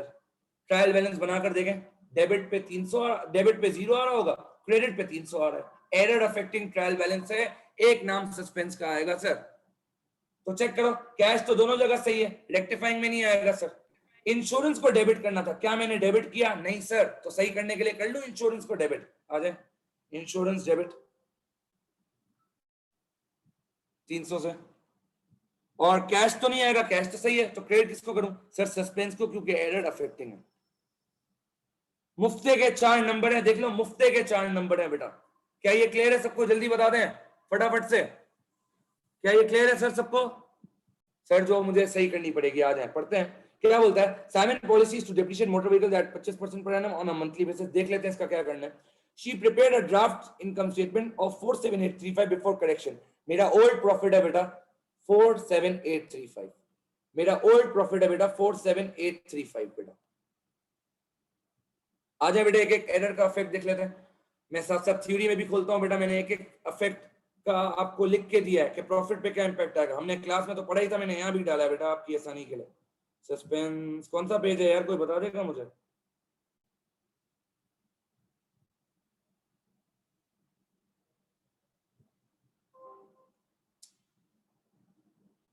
बताएं बेटा कौन सा पेज है? ये रहा सर, ये रहा, ये रहा, ये रहा, ये रहा बेटा, करेक्टिंग नेट प्रॉफिट। ये देखें, ये आपके भाई ने यहाँ भी लिखा हुआ है। तो आओ इसके हिसाब से करते हैं बेटा, आ जाओ। सर पहले सेल रिटर्न डेबिट हो रहा है, हमने पढ़ा था बेटा, सेल रिटर्न बढ़ता है तो डेबिट होता है। अच्छा चेक करो, सेल रिटर्न के बढ़ने से क्या हो रहा है, ये देख लें सर। सर सेल रिटर्न के बढ़ने से प्रॉफिट कम होता है। आ जाए प्रॉफिट को कम कर लेते हैं बेटा, लेस सेल रिटर्न के बढ़ने से प्रॉफिट कम होता है बेटा। कितना है यार जरा देख लो सर, ये है 5600, देख लो बेटा। उसके बाद है सर परचेज रिटर्न डेबिट हो रहा है। सर आपको याद होगा हमने पढ़ा था परचेज रिटर्न कम होता है तो डेबिट होता है। तो बेटा परचेज रिटर्न, यहां देखो परचेज रिटर्न। यार ये कौन आदमी है जो बीच में इंटरप्ट कर रहा है? आगे सर यहां देखें, परचेज रिटर्न बढ़ रहा है, प्रॉफिट बढ़ रहा है। सर हमारा तो परचेज रिटर्न कम हो रहा है, परचेज रिटर्न कम हो रहा है, यानी हमारा प्रॉफिट क्या होगा सर? कम होगा। तो आ जाए यहां देख लें बेटा, लेस परचेज रिटर्न के कम होने से प्रॉफिट कम होता है सर 5600। अम्मार ये है देखो, जो तुम उस दिन पूछ रहे थे उसका 0 इफेक्ट था, इसका दोनों इफेक्ट आएंगे। देखो क्लियर है अम्मार? Yes sir. आगे आ जाए बेटा, दूसरा एरर बेटा। सर दूसरा एरर, अब बेटा ये मोटर व्हीकल अकाउंट है ना ये। अब यहाँ एक बात मुझे करनी है सर। सर ये ऊपर हमने क्या किया था, आप देखें खुद, ऊपर हमने क्या किया था दोस्त, ये देखो ऊपर हमने ये किया था, हमने मोटर व्हीकल अकाउंट को एक्सपेंस बना दिया था। सर जब हमने एक्सपेंस बनाया होगा तो सीधी सीधी बात, एक्सपेंस पे तो डेप्रिसिएशन चार्ज ही नहीं होता, तो हमने तो डेप्रिसिएशन चार्ज नहीं किया होगा। लेकिन सर एक्चुअल में तो ये मोटर व्हीकल था और इस पे डेप्रिसिएशन चार्ज होना चाहिए सर, तभी उसने आपको डेप्रिसिएशन की इंफॉर्मेशन दी है। यानी हमें डेप्रिसिएशन लगाना पड़ेगा, क्योंकि जब कंपनी ने एक्सपेंस रिकॉर्ड किया तो कंपनी एक्सपेंस पे तो कभी भी डेप्रिसिएशन चार्ज नहीं होता। Depreciation is fall in the value of non current asset. जब उसने नॉन करंट एसेट ही नहीं बनाया तो डेप्रिसिएशन भी चार्ज नहीं होगा, जबकि एक्चुअल में ये नॉन करंट एसेट था और ये डेप्रिशिएट होना चाहिए था। सर ये खरीदा कब है? 1 मार्च 2020। डेट चेक करना है, इसने मंथली बेसिस बोला है बेटा 1 मार्च 2020, 15,000 का खरीदा है। ये देखो ये डिटेल्स लिखी हुई है। Simon's policy is to depreciate motor vehicle at 25% using straight line method on a monthly basis. हमारा एरेंड क्या है सर? हमारा एरेंड क्या है? आओ जरा चेक करते हैं। हमारा एरेंड है, कहीं लिखा हुआ है बेटा, चेक करो। हाँ ये रहा सर, हमारा एरेंड 30 जून 2020 है। आपने मोटर व्हीकल कब खरीदा है? मार्च में, यानी मार्च, अप्रैल, मई और जून 4 महीनों का डेप्रिसिएशन माइनस नहीं हुआ होगा, क्योंकि जब आपने एक्सपेंस, मोटर व्हीकल एक्सपेंस में उसको डाल दिया है तो सर आपने डेप्रिसिएशन तो चार्ज नहीं किया होगा, तो हमें डेप्रिसिएशन चार्ज करना पड़ेगा बेटा। तो आ जाए सर, और डेप्रिसिएशन एक्सपेंस है, एक्सपेंस के बढ़ने से प्रॉफिट कम होगा बेटा, डेप्रिसिएशन एक्सपेंस बढ़ रहा है। सर अब ये निकालें कैसे? सर 15,000 मोटर व्हीकल की कॉस्ट है, इनटू बेटा इनटू 25%। सर 25% तो पूरे साल का है, आपको सिर्फ 4 महीने का निकालना है। बता दें बेटा वैल्यू, जल्दी से वैल्यू बता दें बेटा, जल्दी से वैल्यू बता दें बेटा। 1250। 1250। सर क्या ये क्लियर है? मैं डेप्रिसिएशन यहाँ क्यों एडजस्ट कर रहा हूँ बेटा? क्या ये क्लियर है हम सबको? जल्दी बता दें। ये बेटा मैं आपकी आसानी के लिए यहाँ लिख रहा हूँ, तो मैं यहाँ पे लिखूंगा बेटा 300। आप इंश्योरेंस वर्ड लिखेंगे बेटा एग्जाम में। सारे एरर्स करेक्ट हो गए बेटा। करेक्टेड प्रॉफिट बता दें बेटा मुझे कितना आ रहा है? करेक्टेड प्रॉफिट बता दो दोस्त। 50835। 50835। क्या ये क्लियर है बच्चों? जल्दी बता दें बच्चों। क्या ये बेटा ये ओ लेवल्स की बात है? ऑब्वियसली ए लेवल्स में आ गई है। क्या है ओ लेवल्स की बात? डे बुक्स बेटा वहां पढ़ते थे, मैं आपको लिखवा देता हूँ बेटा। Straight 3 uses of general journal. Sir मैंने आपको डे बुक्स का चैप्टर का बेसिक्स पढ़ाया था। सेल्स डे बुक क्या होती है बेटा? जिसमें क्रेडिट सेल रिकॉर्ड होगी। परचेज डे बुक क्या होती है? जिसमें क्रेडिट परचेज रिकॉर्ड होगी। परचेज रिटर्न में क्रेडिट परचेज का रिटर्न रिकॉर्ड होगा। सेल रिटर्न डे बुक में क्रेडिट सेल्स का रिटर्न रिकॉर्ड होगा। कैश बुक में बेटा सारी कैश और बैंक की ट्रांजेक्शन आएंगी। जनरल जर्नल में क्या आएगा? इन सब ट्रांजेक्शन के अलावा जो बचेगा वो जनरल जर्नल में आएगा। सर क्या बचा जनरल जर्नल में? खुद आप सोचो, क्या क्या बचा जनरल जर्नल में? सर आपकी बेड डेट्स की एंट्री जनरल जर्नल में आती है बेटा। डेप्रिसिएशन की एंट्री जनरल जर्नल में आती है सर। आपकी बेटा आप अगर मोटर व्हीकल ऑन क्रेडिट खरीद रहे हो, परचेज डे बुक में थोड़ी आएगा। परचेज डे बुक में तो गुड्स खरीदना आते हैं, वो आ सकता है बेटा यहाँ पे। क्या ये क्लियर है सर? हमें जल्दी बता दें। सर अगर एसेट को सेल परचेज कैश पे करते हैं फिर वो जनरल जर्नल में नहीं आता? सर मैंने यहाँ क्रेडिट पे लिखा है दोस्त, कैश पे नहीं लिखा, देख लें। कैश पे खरीदूंगा तो कैश बुक में आएगा, ठीक है? क्लियर है दोस्त? ये जल्दी बता दें बेटा।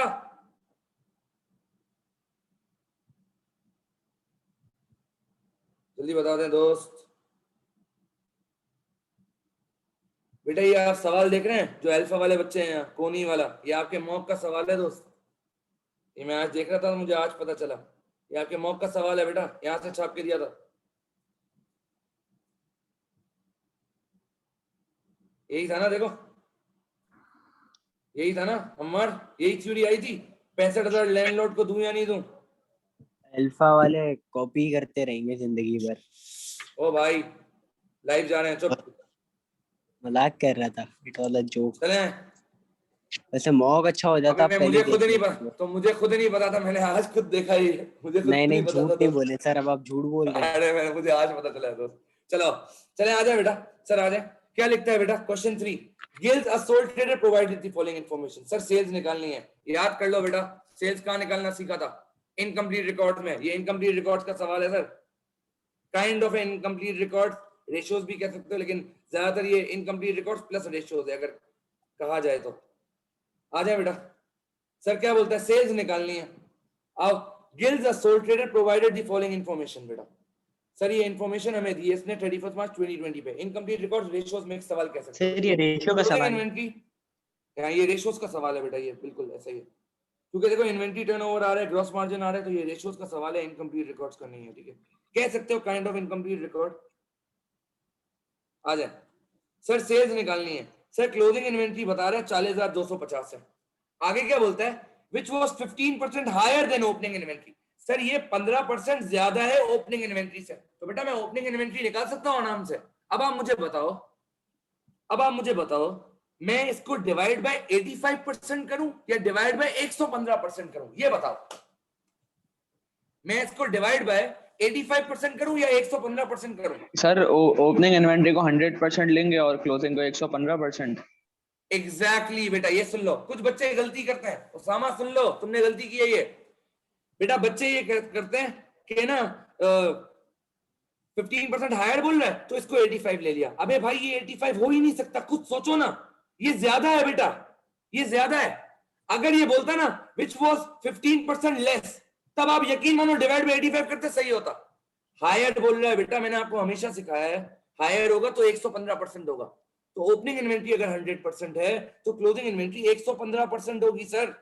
अगर मुझे 115 से 100% पे आना है तो मैथ से सिंपल, आओ निकाल लेते हैं ओपनिंग इन्वेंट्री। यहाँ कहीं इसने निकालने का बोला है, वैसे तो कहीं नहीं बोला बेटा, तो मैं ऊपर ही निकाल लेता हूँ। तो सर अगर ओपनिंग इन्वेंट्री निकालना होगा तो क्या करूंगा, 40250 115% कंसिस्ट करता है, आपको 115 से 100% पे जाना है। बता दे बेटा ओपनिंग इन्वेंट्री कितना आ रहा है, जल्दी बताओ दोस्त। 15% डायरेक्ट लगा के माइनस नहीं कर सकते, गरीब, मैथ्स नहीं है ना तेरे पास ए लेवल्स में,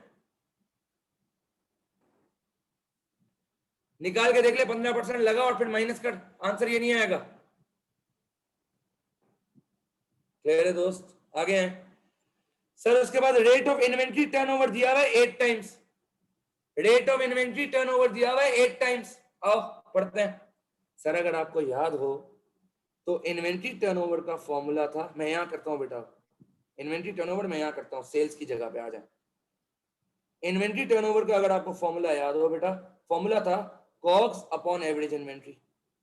सर मेरे पास यहाँ इन्वेंट्री टर्नओवर गिवन है 8 टाइम्स, कॉग्स नहीं पता, पूरा सवाल उठा के देख लो, कॉस्ट है ही नहीं कहीं पे। सर एवरेज इन्वेंट्री निकाल सकता हूं, एवरेज इन्वेंट्री का क्या फॉर्मूला पड़ा था, opening inventory plus closing inventory divide by 2। Opening inventory 35,000 है, क्लोजिंग इन्वेंट्री 40,250 है, डिवाइड बाय 2। निकालो बेटा कितना आता है ये, निकालो बेटा ये एवरेज इन्वेंट्री कितना आता है।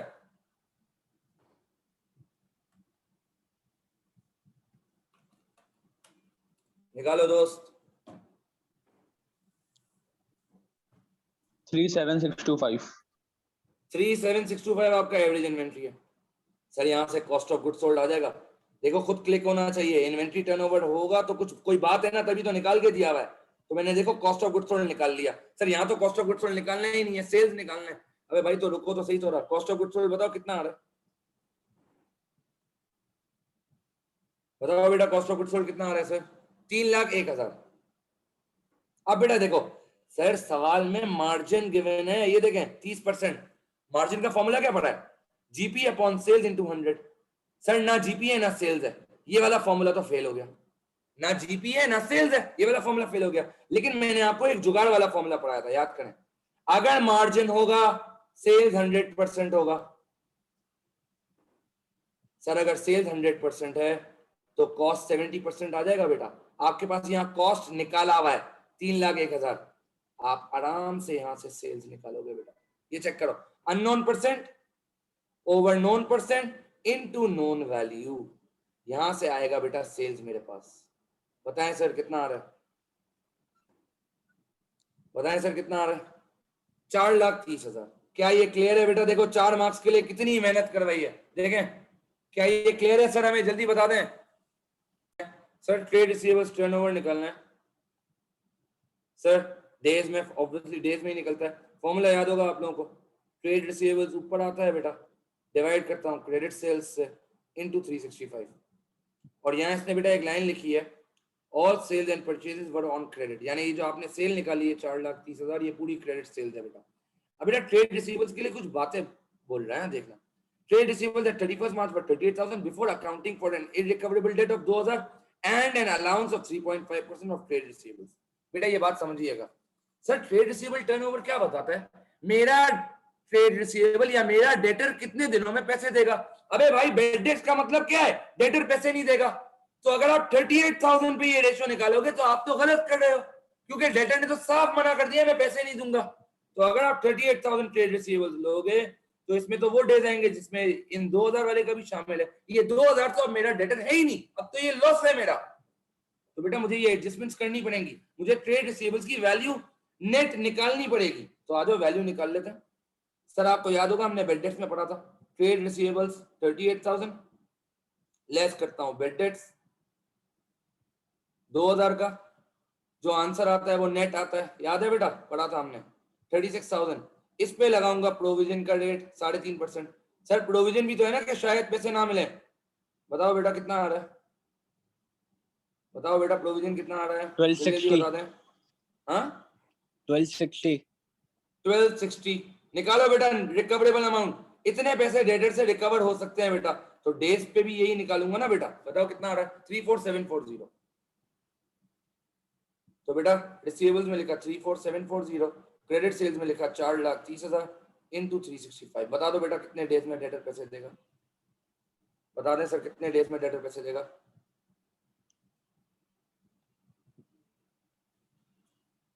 29.5 डेज। सर अब राउंड ऑफ का कुछ नहीं कहा, आप 30 डेज भी लिख सकते हो बेटा। एक डेज लिखने में कुछ नहीं जाता, खुदा का वास्ता आगे डेज लिख दीजिएगा। 4 मार्क्स का है, मार्क्स काट लेगा एग्जामिनर मूड में होगा तो। आगे हैं, क्या ये क्लियर है सर? हमें जल्दी बता दें, क्या ये क्लियर है? हमें ट्रेड रिसीवेबल्स टर्नओवर का जब मैंने आपको रेशो पढ़ाया था तो मैंने आपको इसका मतलब बताया था, how many days will the debtor take to repay its amount, पैसे कितने दिन में डेटर देगा। तो अगर मैं 38,000 लेता हूं ना बेटा इस फॉर्मूले में, तो ये गलत है। क्यों सर? 2,000 का बेड डेट से और 1,260 मुझे लगता है डेटर पैसे नहीं देगा। भाई जब ये पैसे डेटर देगा ही नहीं, यानी ये पैसे तो कभी मिलेंगे ही नहीं, तो इनके डेज भी काउंट नहीं करूंगा बेटा मैं। तो मैंने क्या किया, 38,000 में से 2,000 कंफर्म नहीं मिलने वाले थे, 36,000 मिलने वाले थे। फिर मुझे लगा 3.5% का शायद पैसे ना मिले, वो 1,260 की अमाउंट है। तो फाइनल अमाउंट डेटर से कितनी मिल सकती है बेटा मुझे? 34740। तभी मैंने फॉर्मूला में भी 34740 ट्रेड रिसीवेबल्स की जगह डाला है। क्या नाम लिखा है इसको? रिकवरेबल अमाउंट, यानी डेटर से पैसे ही इतने मिलेंगे, तो ये पैसे कितने दिन में मिलेंगे, ये है ट्रेड रिसीवेबल्स टर्नओवर बेटा। क्लियर है अंसा?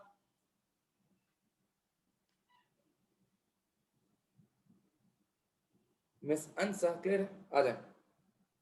Calculate trade payables turnover days. Sir क्या फॉर्मूला पढ़ा था सर? ट्रेड पेबल्स ऊपर आएगा, क्रेडिट परचेज नीचे आएगा, मल्टीप्लाई होगा 365 से। सर आप चेक करें, ट्रेड पेबल्स आपको सीधा सीधा मासूम सा दिया हुआ है 22,000। ले लें सर? सवाल में ढूंढ लो बेटा, कहीं पे भी क्रेडिट परचेज नहीं मिलेगा। देख लो कहीं पे भी क्रेडिट परचेज नहीं मिलेगा, हमें निकालना पड़ेगा। सर क्रेडिट परचेज निकालने का तो आपने पीएलसी बताया था इनकम्प्लीट रिकॉर्ड्स में। अबे यहाँ कहीं पेबल की इंफॉर्मेशन दिख रही है? तो नहीं निकालूंगा। लेकिन सर परचेज एक और फॉर्मूला में भी आता है, कॉक्स के फॉर्मूले में, अगर आपको याद हो, COGS is equal to opening inventory plus purchase minus closing inventory. मैं कॉक्स ऊपर निकाल चुका हूं 3,01,000, मैं ओपनिंग इन्वेंट्री ऊपर निकाल चुका हूं बेटा। ये रहा ओपनिंग इन्वेंट्री, ये रहा सर 35,000। ये देखें क्लोजिंग इन्वेंट्री ऑलरेडी गिवन था 40,250। परचेजेस आ जाएगा बेटा।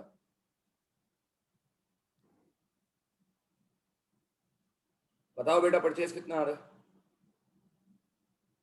बताएं दोस्त, परचेज कितना आ रहा है सर? बोलो बेटा। 306,250 सर। और इसने यहाँ लिखा था बेटा all sale and purchases were on credit, यानी ये जो पूरी परचेज आपने निकाली है ये क्रेडिट परचेज की है बेटा। तो सर ले लें 306,250 इनटू 365। बता दें बेटा डेज कितने आ रहे हैं?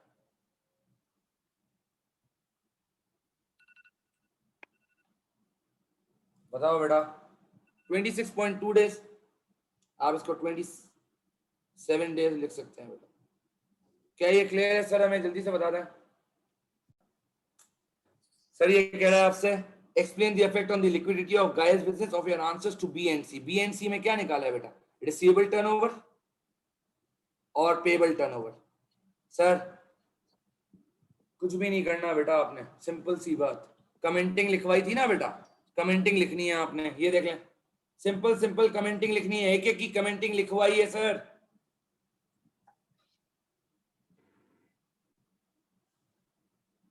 ये देखें, ये रही कमेंटिंग, रिसीवेबल कलेक्शन पीरियड की ये रही सर, पेबल पेमेंट पीरियड की ये रही। पेज नंबर कौन सा है? 16। आराम से लिख सकते हैं बेटा आप, page 16।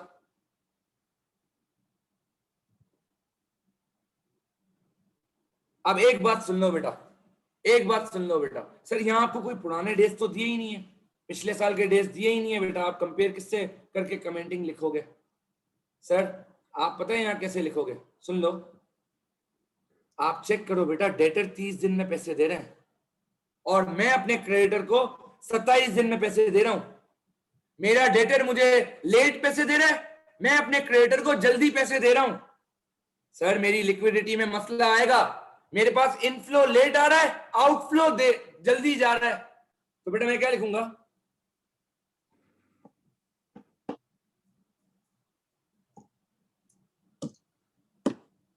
Giles business liquidity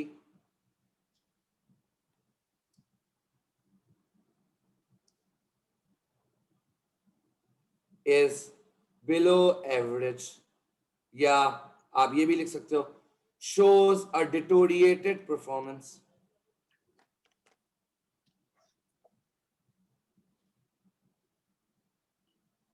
as receivable are taking more days, bracket में लिख दो बेटा 30, whereas Giles is paying its creditors early, bracket में लिख दो बेटा 27 days,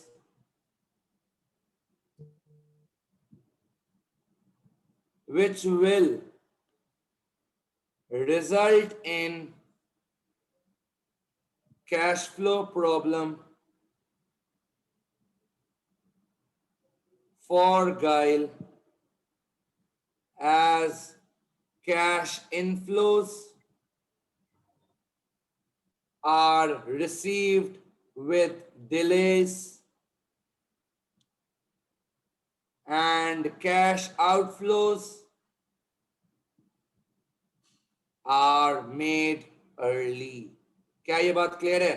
आप ये पेज 16 से बातें लिख सकते हो, लेकिन ये कमेंटिंग एज इट इज छाप नहीं सकते। क्यों ये कमेंटिंग एज इट इज छाप नहीं सकते? क्योंकि आपको कोई पुराने डेज ही नहीं दिए या कोई इंडस्ट्री एवरेज नहीं दिया, तो आप किससे कंपेयर करके कमेंटिंग लिखोगे? तो इस केस में बेटा मैं इस तरह लिखूंगा। क्या ये अब हम लिख सकते हैं बेटा इस तरह? जल्दी बता दें, क्या इस तरह हम लिख सकते हैं दोस्त? बता दो बेटा। Yes sir. हम जाएं? आखिरी सवाल, कौन है ये? कौन है ये जाने वाला? जाना है आप चले जाएं बेटा, मैंने तो पहले ही बोला था आपकी मर्जी है, आपकी मर्जी है दोस्त। अपनी मर्जी से जाना है तो फिर अपनी मर्जी से, फिर मेरी मर्जी से आओगे। करवा रहा हूँ, इज्जत से तो कर लो ना यार, आ जाए। एक तो आप धमकियां देते हैं यार। आ जाओ। Connie manufactures 3 products A, B and C। दोस्त ये मैं कंपनी भी आपको आता ही होगा, आसान था। मैं आपको पूरी एक एक चीज रिवाइज करवा रहा हूँ, यहाँ भी कुछ ऐसी बातें होंगी जो आपको हेल्प करेंगी, ऑब्वियस सी बात है। फुल डिटेल डिस्कशन करवा रहा हूँ। आए, Connie manufactures 3 products A, B and C। She has provided the following budget information for 1 unit of each product। Sir आपको what is meant by contribution? अब बेटा ये सुन लो, ये 3 मार्क्स का है। अगर कोई यहाँ पे सिर्फ ये लिख रहे हैं ना कि contribution is the difference between selling price and variable cost, तो एक ही मार्क मिलेगा बेटा उसको, ज्यादा से ज्यादा मर के 2 मार्क्स दे देगा वो। ऐसा नहीं करना ना दोस्त। आओ, लिखा हुआ होगा भाई ने थ्यूडी में लिखा होगा, आ जाए कर लेते हैं। हर चीज यहाँ मौजूद है बेटा, बस आप लोग पढ़ते ही नहीं है दोस्त।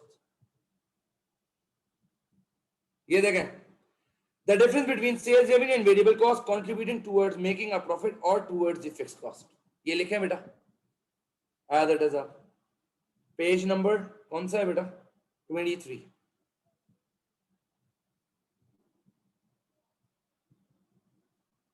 आगे हैं सर, बजटेड यूनिट कंट्रीब्यूशन निकालना है हर प्रोडक्ट का।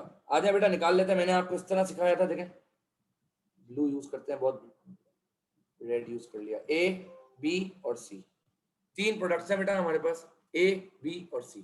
आ जाए,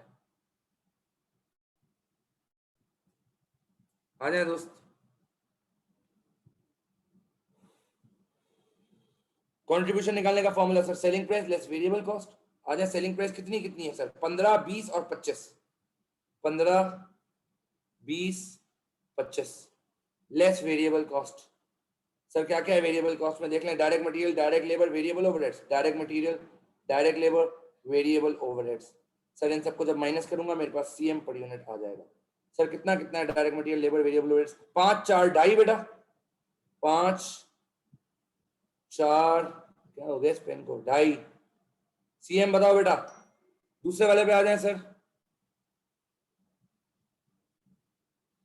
5.5 5 और 3.5 5.5 5 3.5 बताओ बेटा कितना आ रहा है चैट पे लिखते रहे बेटा। और 6 7.5 और 2.5 6 7.5 और 2.5 बता दो बेटा कितना कितना आ रहा है बताओ दोस्त कितना कितना आ रहा है सीएम बोलो बेटा। तला पूरा ठीक हुआ है तो वैल्यूज बता देना दोस्त। तला यार पेपर एक जेब में थोड़ी ना लेके घूमता हूँ मैं। जल्दी बताओ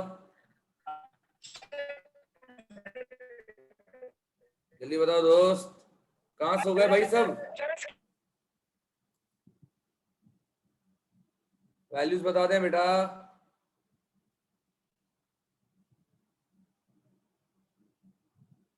सर पहली वैल्यू 3.5 3.5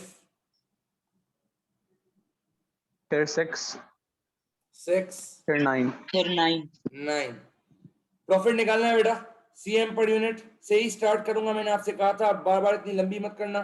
3.5 6 और 9 इनटू यूनिट्स करूंगा बेटा। उसने कहा if the demand is fully met के यूनिट्स कितने थे डिमांड कितनी थी यहाँ देखें बोलता है focus annual demand for each product is 12,000 units 12,000 unit से सबको मल्टीप्लाई कर दो बेटा।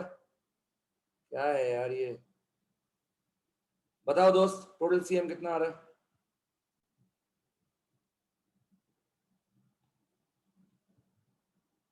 बताएं दोस्त टोटल सीएम 2,22,000 और नहीं नहीं इसका नहीं 72,000 नहीं इसका नहीं है सॉरी 42,000 माशाल्लाह 72,000 1,08,000 और 1,08,000। अब बेटा इधर आओ प्रॉफिट चाहिए लेस फिक्स कॉस्ट भी करना है। अब पंगा यहाँ पे एक है बेटा क्या सर ये आप लोग फुल फॉर्म लिखेंगे यहाँ पंगा यहाँ पे एक है फिक्स कॉस्ट टोटल गिवन है प्रोडक्ट वाइज नहीं गिवन और कोई तरीका भी नहीं दिया हुआ जिसके हिसाब से मैं इसको तोड़ सकूं। तो मैंने आपको बताया था एक जुगाड़ कि सर उस केस में मैं टोटल निकालूंगा टोटल का एक कॉलम बनाऊंगा और मैं कंट्रीब्यूशन तो हर प्रोडक्ट का निकाल के उसको दिखाऊंगा टोटल लेकिन फिर मैं प्रॉफिट उसको टोटल दिखाऊंगा। तो उसको जरा सारे सीएम्स को टोटल करें बेटा कितना आ रहा है ये 2,22,000 और फिक्स कॉस्ट टोटल गिवन है लाख। तो बेटा मैं प्रॉफिट निकाल लूंगा 1,22,000। अहमद ये क्लियर है अहमद ये क्लियर है दोस्त बाकी लोग भी बता दें हारिस ये क्लियर है गुड सर। यहाँ पे बेटा लिमिटिंग फैक्टर है 78,000 मशीन आवर्स गिवन है बेटा और आपको बनाना है optimum production plan based on available machine hours. अभी जो मैंने प्रॉफिट निकाला है बेटा वो तो बगैर लिमिट के निकाला है ये 1,22,000 मुझ पे कोई लिमिट ही नहीं थी मैंने हर प्रोडक्ट के 12,000 यूनिट बनाए लेकिन अब क्योंकि मशीन आवर्स शॉर्टेज है बेटा मशीन आवर्स की शॉर्टेज है मशीन आवर्स पूरे गिवन नहीं है तो अब मुझे बेटा मैं सारे यूनिट्स नहीं बना सकता। अब मुझे सोचना है मैं पहले कौन सा बनाऊं। तो मैंने आपसे कहा था बेटा उस केसेस में मैं सीएम पर लिमिटिंग फैक्टर निकालता हूं और हर किसी की बेटा रैंकिंग करता हूं। आ जाए कर लेते हैं सर यहाँ जगह है बेटा यहाँ कर लेते आ जाए सर ए बी और सी। सीएम पर लिमिटिंग फैक्टर निकालने का मैंने आपको तरीका बताया था। सीएम पर यूनिट को डिवाइड करूंगा शॉर्टेज या बेसिस पर यूनिट से बेसिस या मशीन आवर्स है मशीन आवर्स पर यूनिट से डिवाइड करूंगा। सीएम पर यूनिट था कितना सर ये देख लें 3.5 6 और 9 3.5 6 और 9 मशीन आवर्स कितने गिवन है सर हर प्रोडक्ट के ईच प्रोडक्ट एक प्रोडक्ट बनाता हूं ए तो 2 घंटे लगते हैं एक बी का प्रोडक्ट बनाता हूं तो 4 घंटे लगते हैं एक सी का प्रोडक्ट बनाता हूं तो 4 घंटे लगते हैं। सर सीएम पर लिमिटिंग फैक्टर निकाल लूंगा डिवाइड करें बेटा कितना आ रहा है जल्दी जल्दी बताएं दोस्त कितना आ रहा है अम्मार बताओ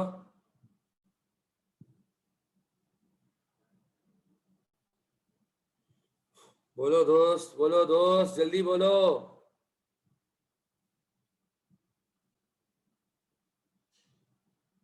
अनूर आप बताएं।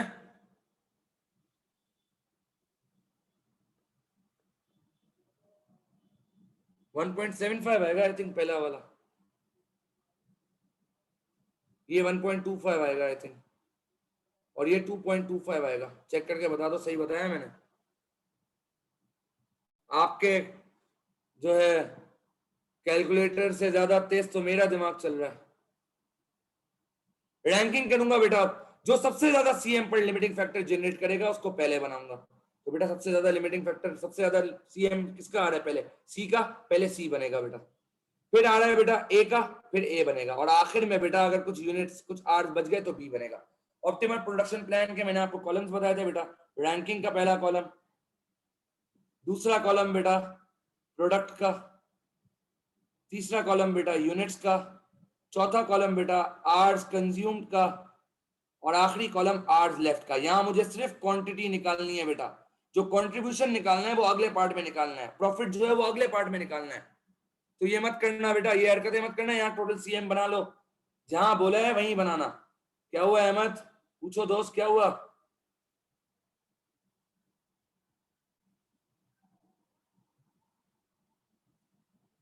आए रैंकिंग में सबसे पहले क्या बनाना है सर? मैंने यहाँ रैंकिंग में 1 लिखा, पहले प्रोडक्ट सी बनेगा। और क्या कहा था, रैंकिंग किस बेस पर हो रही है अहमद? सीएम पर लिमिटिंग फैक्टर जिसका ज्यादा है, तो सबसे ज्यादा इसका है 2.25, तो पहले सी बनेगा, फिर नेक्स्ट ज्यादा किसका है, ए का, फिर ए बनेगा, और आखिर में बी बनेगा। आगे आ जाए सर, हर प्रोडक्ट के 12,000 यूनिट्स बनाते थे, तो सी के 12,000 यूनिट्स बनाऊंगा। सर एक सी कितने मशीन आवर्स में बनता है? 4 मशीन आवर्स में। तो 12,000 यूनिट्स कितने मशीन आवर्स में बनेंगे? ये देखो मैं यहाँ वर्किंग कर लेता हूँ, 12,000 इंटू 4, सर 48,000 मशीन आवर्स सी के सारे यूनिट्स बनाने में लग जाएंगे। टोटल मशीन आवर्स हैं कितने सर? 78,000 है। 78,000 में से अगर 48,000 सी बनाने में लग गए सर, तो आवर्स लेफ्ट कितने होंगे? 78 माइनस 48 बेटा, 30,000 आवर्स। क्या ये क्लियर है सर? हमें जल्दी बताएं।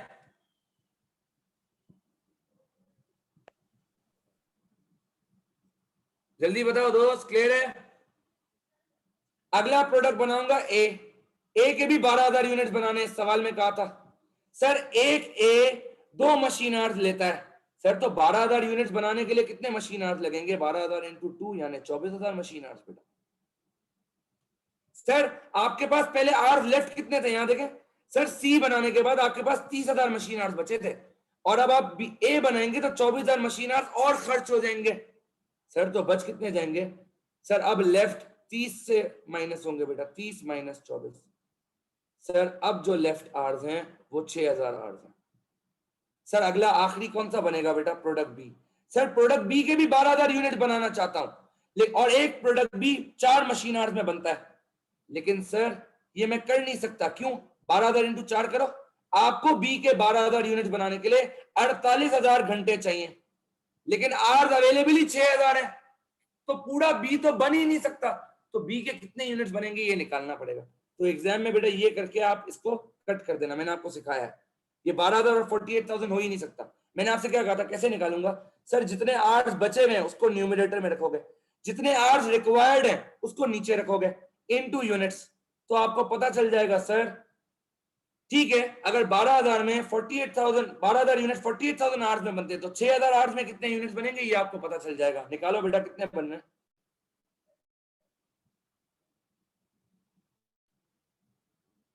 आई थिंक 1,500 बनेंगे बेटा। सर अब आप चेक कर लें, 1,500 अगर आवर्स बनते हैं और एक मशीन एक बी 4 घंटे में बनता है तो 6,000 आवर्स। तो देख लो अवेलेबल भी 6,000 है, रिक्वायर्ड भी 6,000 थे, तो आवर्स लेफ्ट 0 हो गया। यानी हुआ क्या बेटा, जब लिमिटिंग फैक्टर नहीं था, यहां देखो जब लिमिटिंग फैक्टर नहीं था, यहां बोला था ना if demand is fully met, जब लिमिटिंग फैक्टर नहीं था सब प्रोडक्ट्स के 12,000 यूनिट्स बना रहा था। अब जब शॉर्टेज हो गई है बेटा, तो सी के तो 12,000 बन रहे हैं, बी के भी, ए के भी 12,000 बन रहे हैं, लेकिन शॉर्टेज की वजह से बी पूरा नहीं बन रहा। सर तो बी की गलती क्या है? क्यों बी को पूरा नहीं बना रहे जब आप बाकी सबको बना रहे? बी की गलती है कि बी सबसे लेस प्रॉफिटेबल है, बी का सीएम पर लिमिटिंग फैक्टर सबसे कम है, इसीलिए सेक्रीफाइस भी बी को देना पड़ेगा। क्या ये क्लियर है सर? हमें जल्दी से बता दें। सर आप ये देख लें, इधर मैंने सबका सीएम लिया, 3.5 6 9 पीछे से, और यूनिट्स अब मैंने अपडेटेड लिए हैं। जो इस प्रोडक्शन प्लान के हिसाब से बने हैं। देखो सी के 12,000 बनेंगे, ए के भी 12,000 बनेंगे, लेकिन शॉर्टेज की वजह से बी के 1,500 बनेंगे। तो बेटा मैंने अपडेटेड यूनिट्स अब लिए हैं, देख लें। तो बेटा टोटल सीएम कितना आ रहा है बता दो जरा जल्दी से। सर 185,250 185,250 लेस 100,000 की फिक्स कॉस्ट बेटा, अब प्रॉफिट आएगा 85,250। चेक कर लो, चेक कर लें सर। जब मेरे पर कोई रिस्ट्रिक्शन नहीं थी, मैंने सब प्रोडक्ट्स के 12,000 यूनिट सेल की तो मेरा प्रॉफिट टोटल 1,22,000 आया था। अब जब रिस्ट्रिक्शन लगी है मशीन आवर्स की, मेरा प्रॉफिट 85,250 हो गया है। आसान क्लियर है आमना अहमद? यहां देखें, if Connie pays her landlord 65,000, she will be able to have unlimited machine hours। क्या बोल रहे हैं भाई? अगर हम कॉर्नी को 65,000 एक्स्ट्रा दें तो इससे हमें अनलिमिटेड मशीन आवर्स मिल जाएंगे, यानी हमें जितने अनगिनत आवर्स चाहिए हम कर सकते हैं। अब बेटा देखो, खुद सोचो, अगर हमारे पास अनलिमिटेड मशीन आवर्स नहीं थे, लिमिटेड मशीन आवर्स थे, तो हम प्रॉफिट कितने का कमा रहे थे? 85,250 का। मुझे यहाँ एक कैलकुलेशन करनी पड़ेगी बेटा। कैलकुलेशन क्या है सर? अगर आप लिमिटेड मशीन आवर्स के साथ काम कर रहे हो तो आपका प्रॉफिट 85,250 है। अगर अनलिमिटेड मशीन आवर्स के साथ सर काम आपने करूंगा, ए के 1500 क्यों लिखे हैं? कौन है ये? कौन है ये? कौन है ये? कौन है बेटा ये नेक आदमी? लड़ने बैठ जाएगी यहाँ फौरन। आओ, ये लो भाई, ये लो, ये लो, ये लो। बी के बेटा 1500 है, इसके नहीं है। तुम लोग भी सब सो रहे हो। ए के तो पूरे 12,000 है बेटा, सी के भी 12,000 है, बी के 1,500 है। Sorry my bad. बता दो अब यार, अपडेटेड यार बता दो। ये आ जाएगा 42,000 आ रहा था, बताएं बोलो बेटा जी 42,000 आ रहा था। अरे आई लव यू हसन। ये 9,000 आ रहा है बेटा। अब बताओ ये टोटल सीएम कितना आ रहा है बेटा? हसन आई लव यू यार, बताओ बेटा कितना आ रहा है ये? टोटल कर लो। चला, तुमने तो पूरा सही किया था, फिर गलती क्यों नहीं बताई दोस्त? 159,000 159,000 सर, लेस 100,000 किया, प्रॉफिट आ जाएगा बेटा 59,000। अब बेटा आ जाओ सर, अब ये क्या बोल रहा है देख लो इधर। अगर हम अपने लैंडलॉर्ड को अनलिमिटेड मशीन आवर्स अगर हमें वो देगा, कब? जब हम $65,000 उसको देंगे एक्स्ट्रा। एक्स्ट्रा बेटा, एक्स्ट्रा बेटा है, लाइव ही है आसान। अब बेटा मैं ये बोल रहा क्या, एडवाइस कॉनी वेदर और not she should pay her landlord 65,000, justify your advice. मुझे उसको $65,000 देने चाहिए या नहीं देने चाहिए, ये हमें फैसला करना है। अब बेटा खुद सोचो, मैं उसको $65,000 तब दूंगा ना जब मेरा प्रॉफिट इससे ज्यादा आएगा। अगर मैं बेटा ये प्रॉफिट कब आया? जब मेरे ऊपर लिमिट लगी हुई है आवर्स की। जब मेरे पास लिमिटेड आवर्स है तब 59,000 प्रॉफिट आ रहा है। अगर अनलिमिटेड आवर्स पे प्रॉफिट ज्यादा आएगा तो ही मैं डिसीजन एक्सेप्ट करूंगा। तो इसके लिए बेटा मुझे कैलकुलेशन करनी पड़ेगी। सर अनलिमिटेड आवर्स का सीएम आप ऑलरेडी निकाल चुके हो, बार बार वर्किंग करने की जरूरत नहीं है। ये देखो, हमसे इसने अभी प्रॉफिट निकलवाया था ना बेटा, यहां चेक करो। अनलिमिटेड मशीन आवर्स का हमने ऑलरेडी सीएम निकाला था 222,000 कि अगर हम अनलिमिटेड काम करते हैं, अगर पूरी डिमांड मीट करते हैं तो सीएम 2,22,000 आएगा। तो बेटा मैं यहीं से ही कैलकुलेशन का आगाज करता हूं। देखिएगा मैं यहाँ कैलकुलेशन करता हूं बेटा। टोटल सीएम 1,22,000 था। अच्छा सर, फिक्स कॉस्ट पुरानी कितनी थी? 100,000। और अब बेटा हमें 65,000 एक्स्ट्रा भी पे करने हैं उसको, तभी तो मशीन आवर्स अनलिमिटेड मिलेंगे। सर तो अनलिमिटेड मशीन आवर्स मिल रहे हैं तो आप ऊपर 12,000 क्यों बनाने हैं बेटा? आप ज्यादा यूनिट्स भी तो बना सकते हैं भाई। हमारे पास डिमांड ही $12,000 की है, हमारे पास हर प्रोडक्ट की डिमांड ही 12,000 यूनिट्स की है।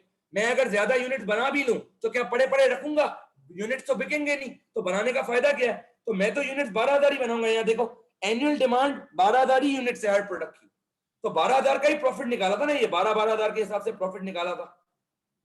तो मैंने टोटल सीएम 2,22,000 यूज किया।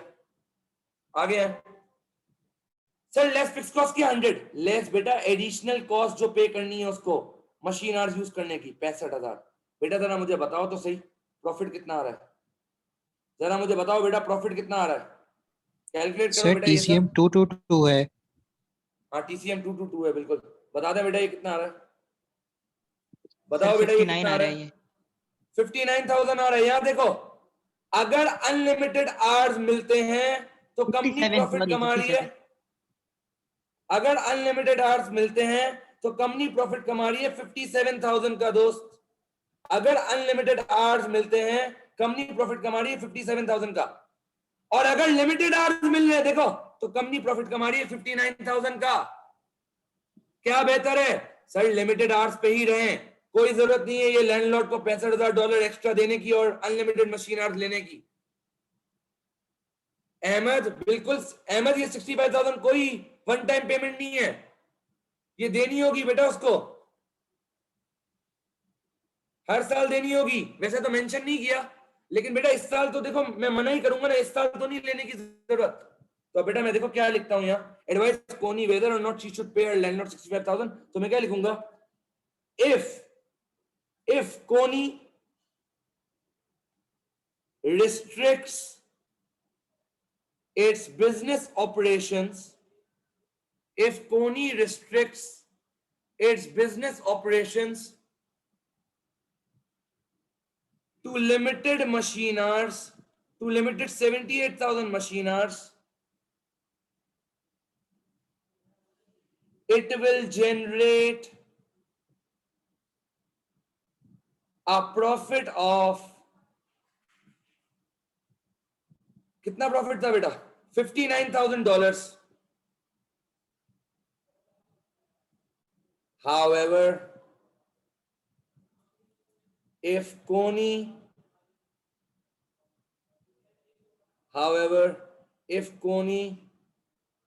accepts to pay $60,000, so $65,000 to landlord,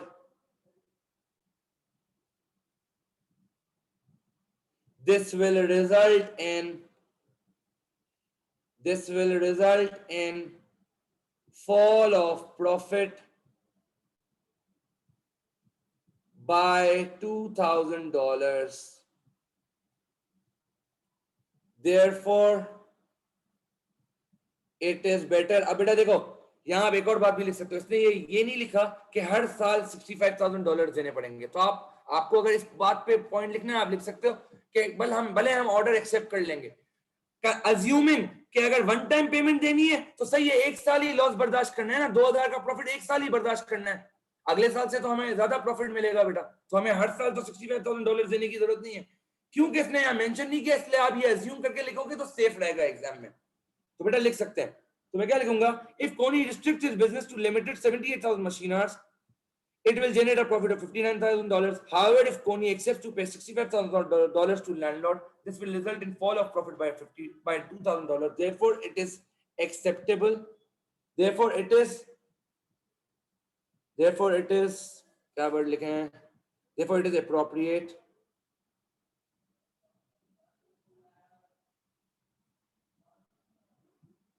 to work with। Therefore, Ahmad अब सही है ना ज्यादा? अहमद अब ज्यादा बेहतर है ना? मैं अगर ये assumption लिख दूं साथ साथ,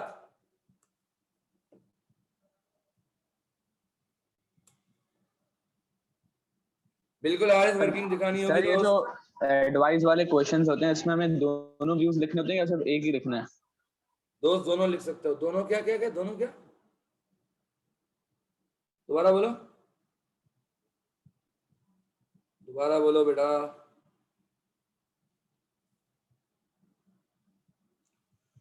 पता नहीं कहां चला गया, चलो। Therefore, it is appropriate to continue with limited hours. However, if it is assumed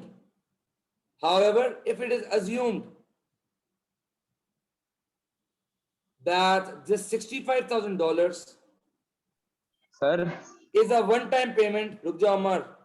However, if it is assumed that this $65,000 is a one-time payment, then it is advisable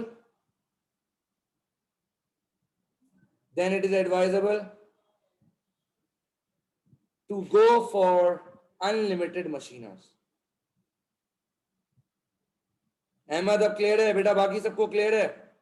ये बात लिख दोगे तो और अच्छा हो जाएगा, सर बहुत मुनासिब काम हो जाएगा ये। सर इसमें ये कोई ऐसा कोई पॉइंट नहीं डाल सकते कि अगर हम फुल कैपेसिटी पे प्रोडक्शन करेंगे। बेटा सर ये आ रहा है सबसे पहले, define the following terms variable cost. Sir ये आपको मेरी थ्योरी में मिल जाएगा, वेरिएबल कॉस्ट या डायरेक्ट कॉस्ट।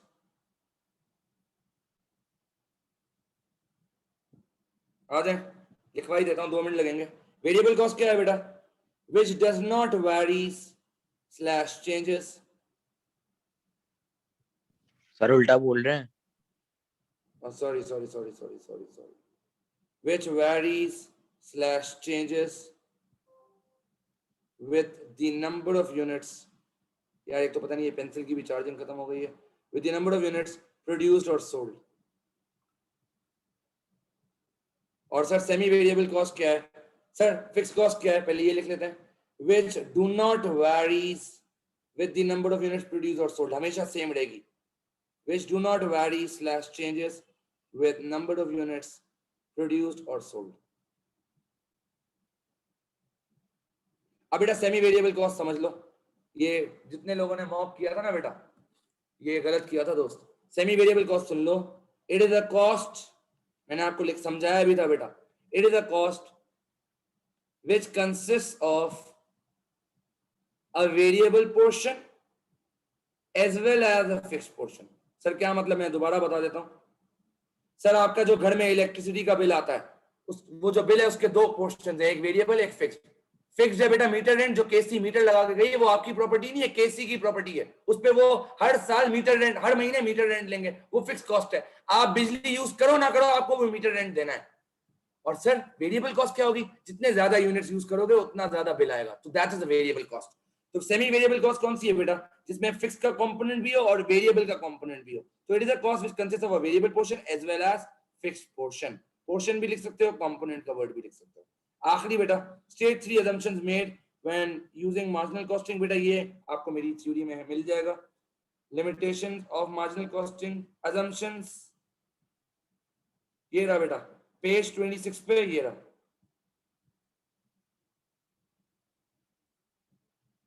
क्या यहां तक क्लियर है सर सबको? जल्दी बता दें,